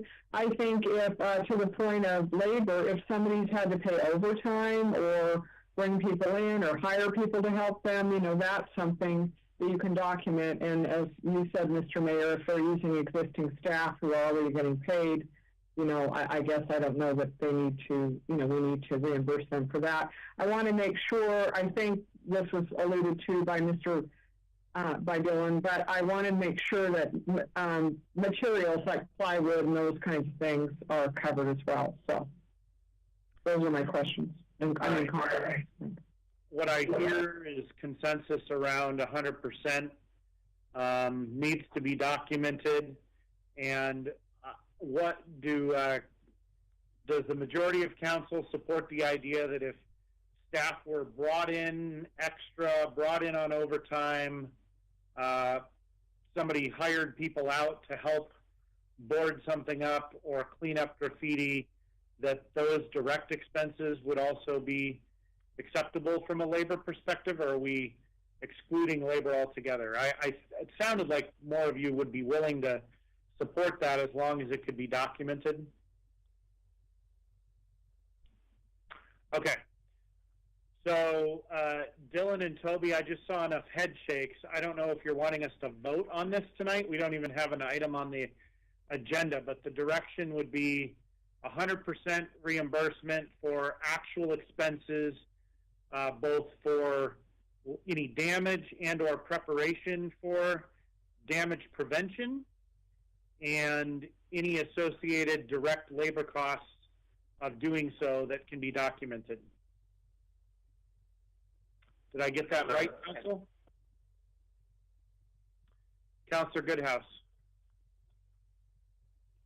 I guess the only question, and you kind of hit on a little bit in Councilor Shaw, is just if some of the lower level stuff, how much staff time it is to collect and go over that, do we want to do any kind of a flat amount that would, I mean, if there are 15 businesses and maybe 10 of them go with 250 and that's fine, then we only have those remaining 8.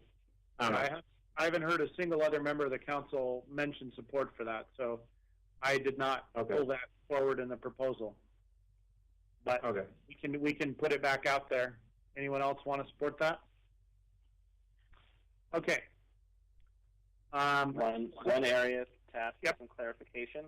Yep. On the staff part, what was being discussed was documentable staff time if it's something essentially extra. Overtime, you're bringing in extra staff. Or you hired it out. Had to hire it out. Or you hired it out. So I want to clarify it. Your normal staff that would normally be working during that time would not be eligible. Correct. Okay. Councilor Goodhouse? I have one last question. It was kind of brought up earlier. Do we have a cap on any one individual or any kind of cap? I'm just, as I mentioned before, if someone comes in and 3 or 4 of them hit past that 15,000, do we have any cap on it, or will we kind of staff will take a look at that and see how it's going? Well, it sounds like the amount needs to be increased to 30,000 if we think it's going to be 15 with 50%, then to cover 100% of it plus potential labor could be more than 30,000. Toby, Dylan? I can't really say, to be honest. That could be, but it is just throwing in a lot of new costs. But I can see it getting to be that much potentially. Okay, so will you guys come? I mean, I think what you're getting is direction from council to put this program together quickly, administer it easily, hopefully make it easy on businesses, and use funds and get it done. I mean, I don't hear a lot of council concern about whether it's 15,000 or 20,000. Does that anybody disagree? Please speak up. Okay. We have a member of the budget committee wanting to speak. I don't know if it's my place to. Thank you. This is Siobhan. I'm not sure if it's my place. You're here. Go ahead. Present, right?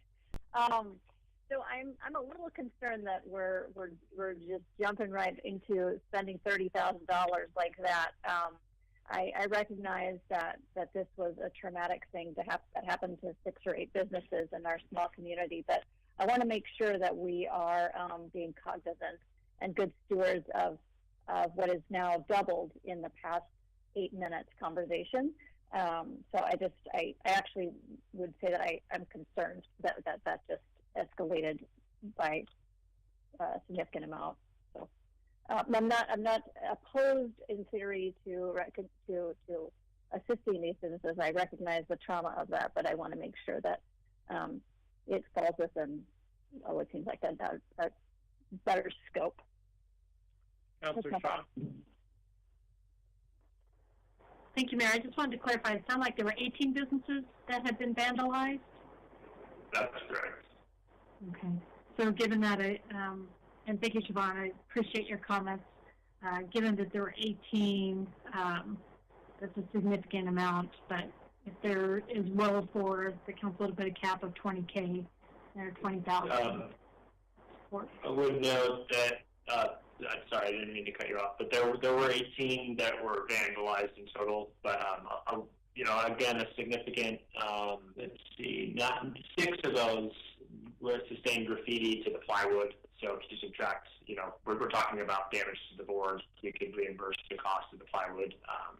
We'd be down to 12 businesses. There were actually some sort of damage sustained to the actual building. My hope would be that you could keep that to $20,000. Does that seem reasonable, Dylan and Toby? Yes, we can find an additional $5,000 within the urban renewal budget, and to bring the total program up to 20,000. Okay, and that'll keep it more contained to Ms. Chandler's feedback as well. People supportive of that? Anyone can't live with that? Do you need a vote, Toby? We do not. Okay. All right. Thank you, Councillor Newton, for raising this.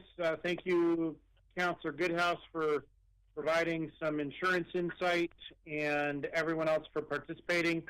Dylan and Toby, thank you for putting this together on such short notice, and we look forward to getting that out the door as quickly as possible and with as little administrative burden as possible. Yeah, thank you, staff, for getting us on that. Thank you. And we will move on to our last agenda item, which is an administrative report. I believe Chief McAlpine will be delivering that this evening. And Chief, are you present? Yes, I am, Mayor and Council. Let me put on my camera. I just want to defer to Interim City Manager Nyland if you wanted to open any comments, or would you like me to just take the floor? Chief, the floor is yours. Okay. Again, Mayor and Councilors, Chief Kathy McAlpine, and I have also with me both commanders, Commander Bob Rogers and Commander Jamie McDonald, that will have a little bit of a portion of this. I do want to at least acknowledge, I appreciate the opening statements and echo what the Mayor and the Council has said. It is also very hard to hear about just even that we have to talk about city money to reimburse the business owners for something that came from a police-related incident. And so, again, my apologies for that.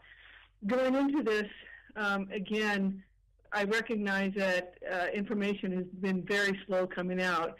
And again, when the community members ask for an independent investigation, as they should, then we do not control the information. It is an investigation, and they have to do their process. And just like all of you, I am patiently waiting to hear the facts and circumstances that led up to this tragic event. What I can control information is, unfortunately, the events that led after the officer-involved shooting, and that is the day and evening of what we are calling a riot or unlawful assembly. And so that I've asked Commander Rogers, who was our incident commander for that event, to give you what I consider actually a fairly detailed brief. It is not finalized. It's not a formal after action, but I do believe it's responsive and timely to what has occurred. So with that, Commander Rogers, you have the floor.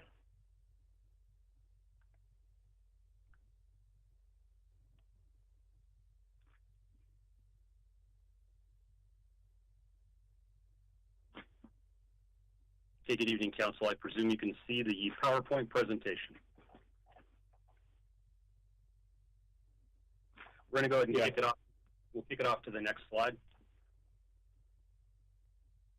Okay, this presentation, as it states, is just merely an overview. There's several factors that are going to prevent a complete after-action review, so this isn't going to be confused with one. Not the least of which is that the incidents are still a criminal investigation. One arrest has been made, and future ones are being investigated. The violators of the criminal acts relayed in the following slide deck will be arrested and prosecuted. The following slides are not designed to provide a complete assessment of the damage caused or for future restitution. And regrettably, this is just used for informational purposes only. Next slide. All right, this was going to be Chief McAlpine. Do you want to hit on these topics? Yeah, thank you, Commander. Again, just an overview. I would be remiss if I did not say that the events of January 7th would not have probably occurred had we not had an officer-involved shooting on January 6th in the early evening hours. Again, as stated many times, Washington County Major Crimes Team and the District Attorney's Office have the authority over this investigation. Part of what happens is, as we've seen, is the slow going of information by myself in the form of press releases or getting out in front of it as it relates to the non-controllable events of social media. And again, many of this has to do with the last, well, you know, the national narrative since the George Floyd killing, where we're talking about police involvement, whether that has to do with the use of force, shooting of persons of color, or the perceived interaction with mental illness. That is yet to be determined what those factors are in this case. But we do recognize this is a tipping point for a lot of police agencies across the country. Next slide.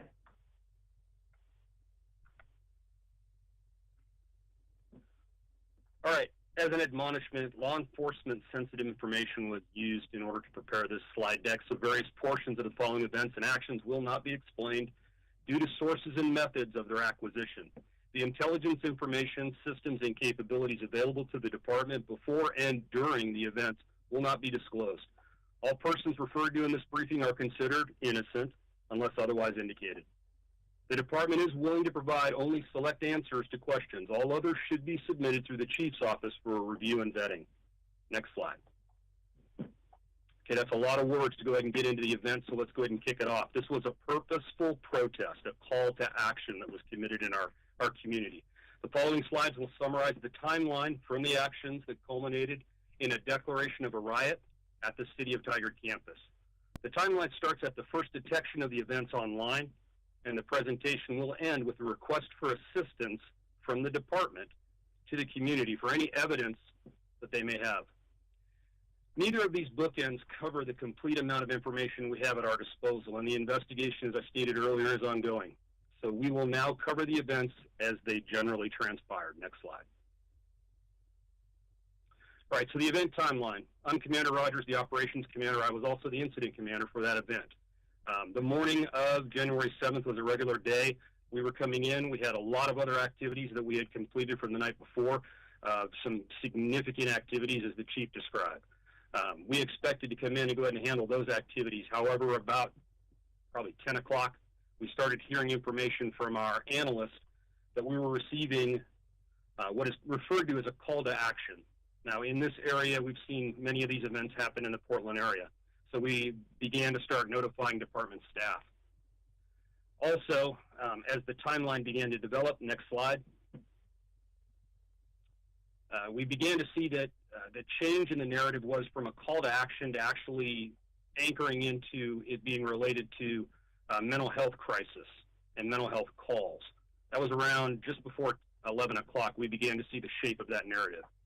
Next slide.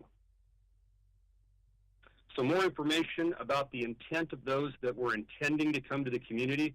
They were stating they wanted to come around 7 o'clock in the evening, and they intended to move around 8 o'clock.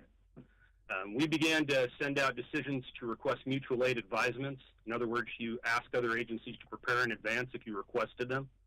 And the department started contemplating what would a code red information look like within the core area. Then again, we didn't know where this was going to take place, and it hadn't been shared with us. Next slide. So on the screen is an attached code red. I'm sure several of you probably received it. I won't read it. Next slide. So the information received later, around 2 o'clock in the afternoon, as we were preparing several other processes, that the event might take off earlier, that there were actually local subjects that were interested in starting earlier. We were unable to contact or identify the organizers of the event. Normally in a protest or in some type of a march or an event, an assembly, it's a responsibility of the incident commander to attempt to reach out to those involved, to ascertain what is their intent, what do they plan to do, and also to basically share for those people that are uninitiated in standard movement around cities that there are certain things that we would restrict them from doing. Intelligence revealed, however, that the information about their intentions was far different. Next slide. The department staff started calling in other people, resources that we had, Following the events of January 6th, many of our staff in the middle of the afternoon shift were on critical incident leave. We activated an incident command system. The city's pretty well trained on how to handle that through the NIMS format. The emergency manager was notified, and we received permission to stand up an incident command, so we did that. The records department, obviously within the central area of the police department, went to remote operations, and we notified some partner agencies. Several more than are listed here, but these are some of the key ones we let know. Next slide. The code red messaging was finalized by me. I approved it. I talked about where I wanted it to go to, and we gave it over to the city's comms team, and those professionals ended up pushing it out. Staffing structure was prepared, and we also established a set of rules of engagements. These are specific things that officers are allowed to do outside of direct and independent control of a supervisor. And it also clarifies the chain of command so the chief reads them and approves them. Outside of that, we had specific incident objectives finalized. This was still stated around 3 o'clock as being an unplanned event. So we had protection of constitutional rights, protection of life and safety of all involved, ensure any damage to property is accounted for, and then to protect the City of Tigard campus, all personnel, and community members. Those were our priorities in the incident objectives. Next slide. So the city manager, around 3:10, closed the city campus, and on-site staff began to depart. The PD staff worked alongside the emergency manager and the public works staff to identify and protect key assets. Other preparations were also made for infrastructure protection and points for incoming staff to assemble. We knew we were going to have an influx of lots of outside agencies who didn't know the campus and didn't know how to go, so we spent a little bit of time preparing that. The information also indicated that there were anti-protesters, an adversary group that might also attend as counter-protesters. This amplified the request, the seriousness, and began to make us focus a higher level on the intelligence and the resources we were going to have available to us. Next slide. Around 3:15, the mayor of Tigard, Jason Snyder, issued this Facebook post and began to explain the narrative that was out there. You've all read that. Next slide. The event briefing took place within the police department. At that briefing, I specifically gave the rules of engagement. I covered the event objectives. We made assignments. We issued equipment expectations for our staff to be on assignment by about 5 o'clock. We were still expecting this to kick off at 7. We hadn't had our mobile field force people fully arrive, but they started to arrive. And I called and talked to the district attorney that was assigned to this, called and consulted with them specifically. Next slide.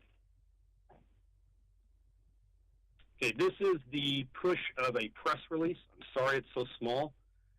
There were some specific things that were clarified in here with the permission of the district attorney. Prior to that, we were prevented from putting out information about specifically what took place. So we hoped that this would get out there, and my understanding was it made a significant difference on the size and the volume of the event, or the group that attended the event. Next slide. At 5:33, Command Post was notified that an air unit was available. It's a Washington County resource, and it was able to be on station and assigned to me. 2 squads of mobile field force had arrived. That's about 24 fully equipped and trained members that are able to respond to my direction. And we also received liaisons within the Incident Command Center to receive and relay information to both our state, local, and federal intelligence resources. The mobile field force leadership also received a briefing around that time, and then specific contingencies were relayed. Rules of engagement were clarified with them. Since they aren't under my direct control until they report to me, I have to clarify that with them. And then the capabilities and the basic plans for the mobile field force leadership were shared with me, and then I with the chief. Next slide. The assembly of subjects in the downtown area. Now we're getting into the meat of it. This is where the event begins to kick off. Around 7 o'clock, we had expected they were going to be rallying and meeting. We saw nobody. Around 7:15, subjects started arriving. Around 7:31, we believe to have subjects that were scouting the city campus, both on foot from the backside near the Fano Creek Trail, and also in vehicles in and out of our perimeter. Just the campus was generally closed already, so it was odd people coming and going. Around 7:33 downtown, we began to see the group size began to grow to about 30 people joining previous groups that were coming together. And then also around 7:35, about 30 to 40. One of the reports said that they're in black and they're masked up. We didn't have any other indication. The remark was actually that they were acting peaceful and that no signs or shields or helmets were observed. They were wearing masks, but that's not uncommon right now. Next slide.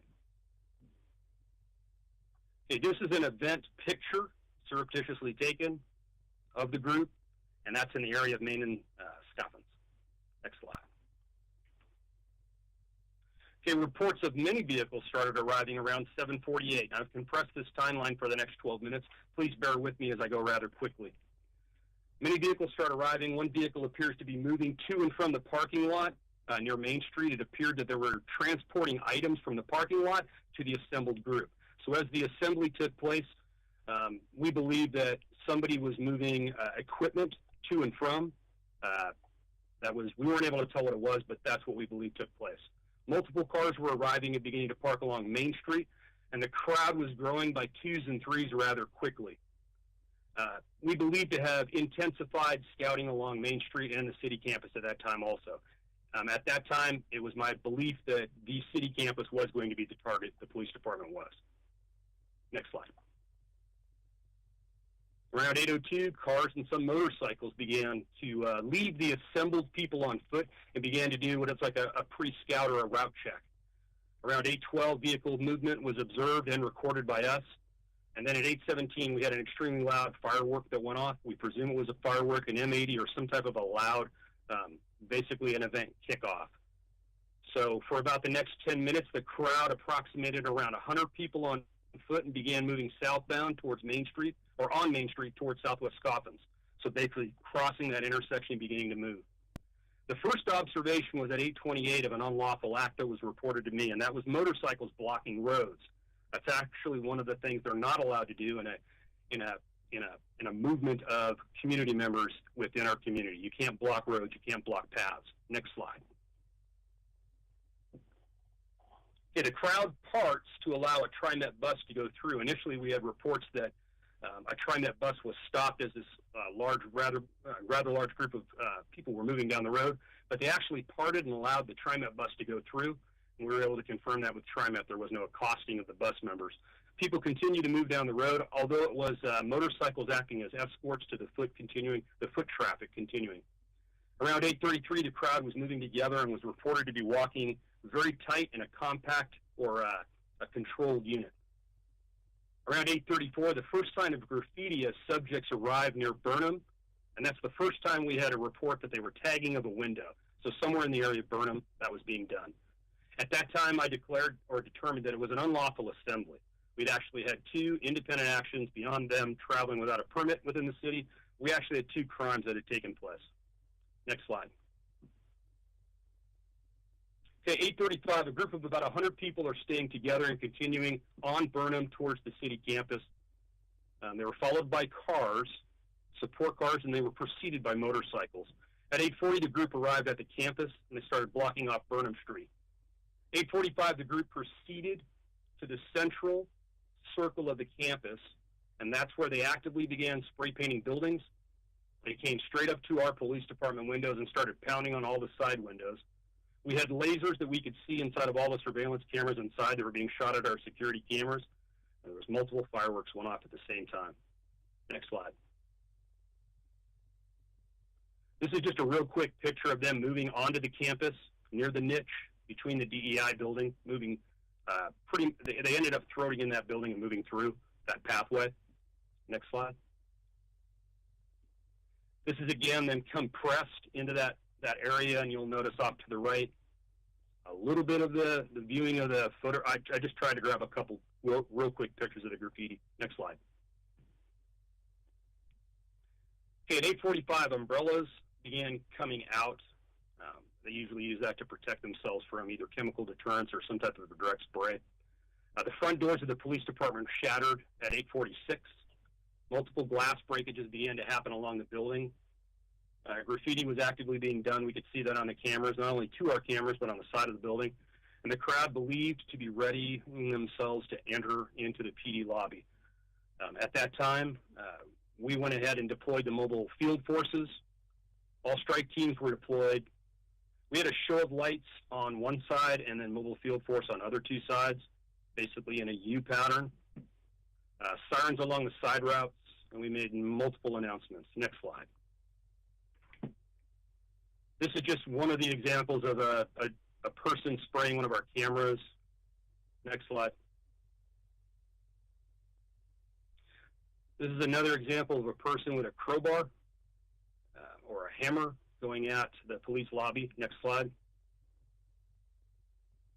This is again a close-up of another subject or the same subject spraying one of the cameras. Next slide. At 8:46, the declaration of a riot advised by public address. So outside, one of our police units was putting it out in bullhorn, given audibly by me. I actually did that through my office window, which had a hole fairly large, so I was able to put the bullhorn right through it. Before the contact of any subject with the police department, we had given those admonishments that a riot had been declared. It's a long statement. It's given very slowly and methodically, and it tells people to leave immediately. At 8:53, the crowd had departed at a full run. So as our MRT began to come out, they began to run. They ran at the natural path that was available, which was the route they had come. Crowd was rounding Main Street around 8:57, so about 4 minutes. We were able to observe graffiti at times. The group was still compact enough until they had rounded the corner of Main by reports. One subject was taken into custody at the campus site. Next slide. This is just a real quick summary of some of the interior shots. You've probably seen more. That's demonstrative of the window on the inside, and then also the window in the lobby of the the City Hall. Next slide. 9:04, the crowd randomly started tagging businesses, and then 9:10, multiple reports of shots heard were taking place, commercial in Maine. This paused some of our ability to pursue rather quickly down. So subjects crossing to vehicles parked along Southwest Main Street and Southwest Scoffins. Small clusters around 9:15 appear to be moving in various directions. There was no cohesion about 9:15 to the group. About 9:16, we received reports that the group may be planning another pass. Sometimes they displaced to one other path, but we had intelligence that there was going to be another pass. Next slide.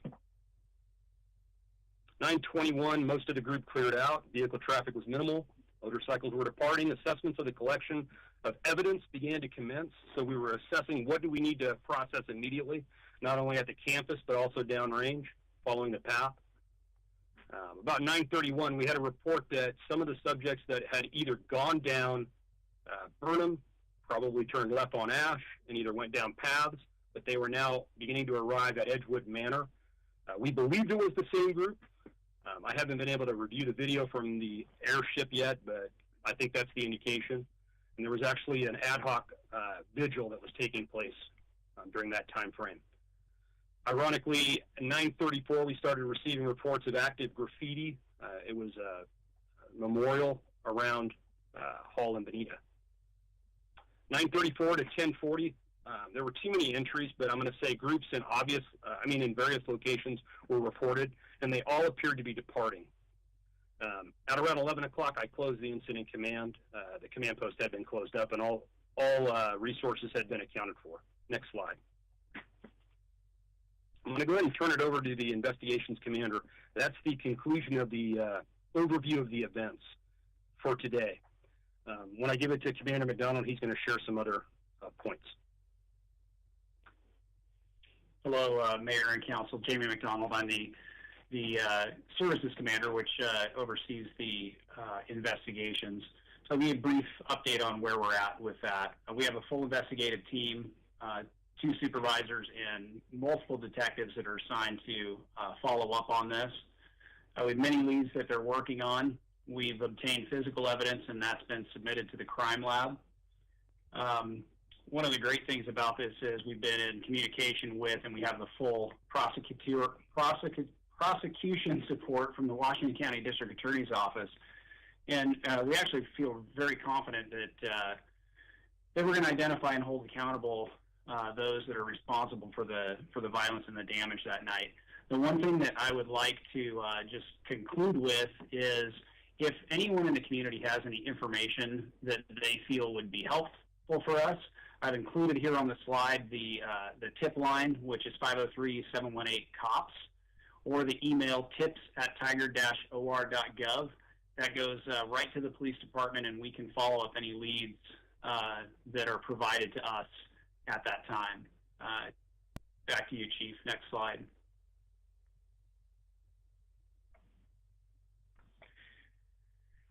So in closing, we will continue to gather all information to do a complete after-action review, which also means, talking to all those law enforcement agencies that assisted us, meeting with them, meeting with a review with the mobile field force supervisors as well. So more to come. We are compiling the damage assessment and working with the district attorney's office. And also I continue to reach out personally, but eventually, as time allows, I will do it in writing, my appreciation to all of our partners, not only law enforcement, again, city staff who stepped up before, during, and after, some of our community partners, that we could not have made the notifications out to the business as this is evolving and we don't know really what is going to happen, but working with the Downtown Alliance, having, Lloyd Purdy also reach out to their contacts. I think through the Code Red, there was probably over 6,000 attempts made, 400 phone calls, personal phone calls were done. And so a huge effort was being made to try and inform people with very little intelligence of what to expect, but still making the effort to do so. And so again, I know that there's still a lot of questions out there. We'll continue to answer them as I can or what's in my control. And with that, because we still don't know, we continue to monitor. We don't know if there's another wave. We just, again, want to keep it at a high level should we have to ramp this up again. So again, if there are any questions that I can't answer, either by myself or the commanders, we will do so at this time. Thank you, Chief, and thank you, commanders. Council, any questions of the chief or commanders? Otherwise, I want to thank you profoundly on behalf of the community for the efforts and work of the police department on responding to the event on Thursday afternoon and evening. And, Chief, I've really appreciated the opportunity to go and round with the various officers at shift changes. In fact, I'm going to be headed to the police department right after this meeting to do my next 10 o'clock shift change check-in. So I've appreciated that opportunity. Councilor Goodhouse, did you have a question? Yes, and I want to thank the chief too and all of our officers for doing a great job representing our community and just being, showing what Tiger's all about and having class and representing, doing a great job. I just had a thought from our previous discussion on this with prosecuting those involved in the damage. Is there going to be any kind of restitution that if they do get convicted of this, they would pay back the city for what we're doing for those business owners? I don't know where that question would go or who would answer that, but it just popped in my head if charges be applied and if they had to pay back for those damages, if that would go back to pay what we were doing to help out those businesses. Often that is part of maybe a sentencing, but I think either Commander McDonald can answer what they know Washington County even better than I do, so I'll let them add a little bit more. Yeah, Councilor Goodhouse. Yes, that generally speaking, that is something that would be a part of the sentencing package through the courts, or if there was a plea agreement reached with the courts, that's generally included in that. So as we submit these cases to the district attorney's office for prosecution, the damage estimates will be included with with those cases. So yes, that would be the intent, would be that there would be some level of an attempt at restitution. Yes.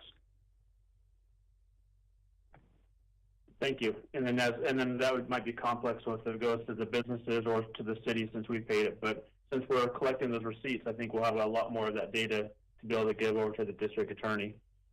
I'm pretty sure the damage to the police department and the restitution for that will be more than all the others combined, if I had to guess. Any other comments or questions?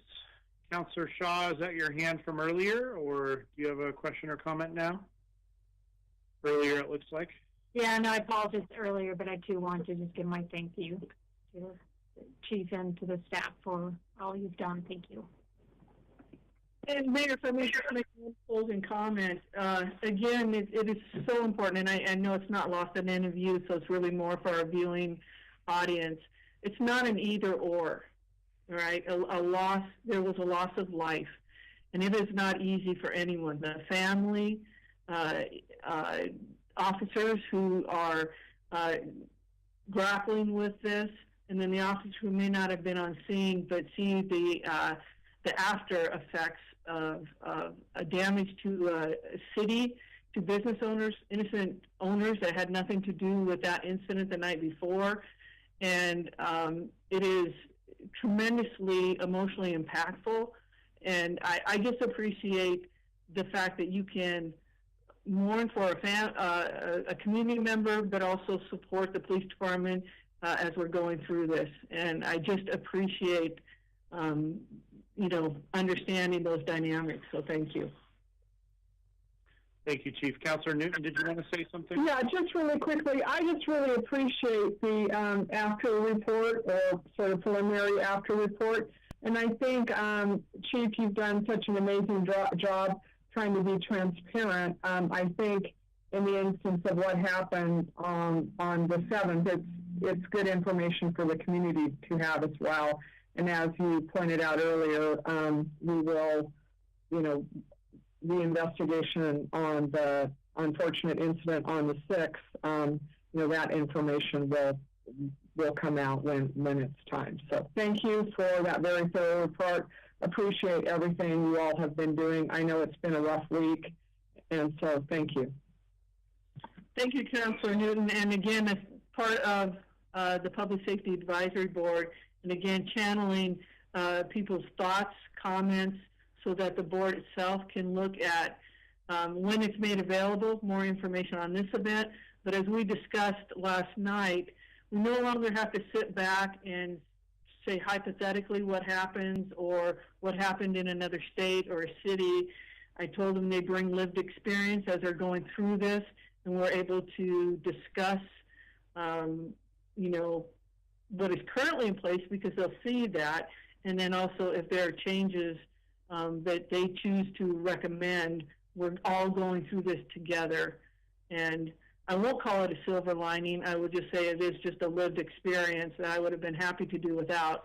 But it will be part of this foundation that we bring together.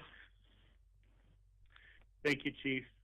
With that, I think that concludes the administrative report. Is there a motion for adjournment? I'll move to adjourn. I move for adjournment. Second. Okay, it's been moved and seconded. City Recorder, roll call vote, please. Councillor Newton? Yes. Council President Loop? Yes. Councillor Shaw? Yes. Mayor Snyder? Yes. And Councillor Goodhouse? Yes. All right, we are adjourned. Good night. Good night, everyone.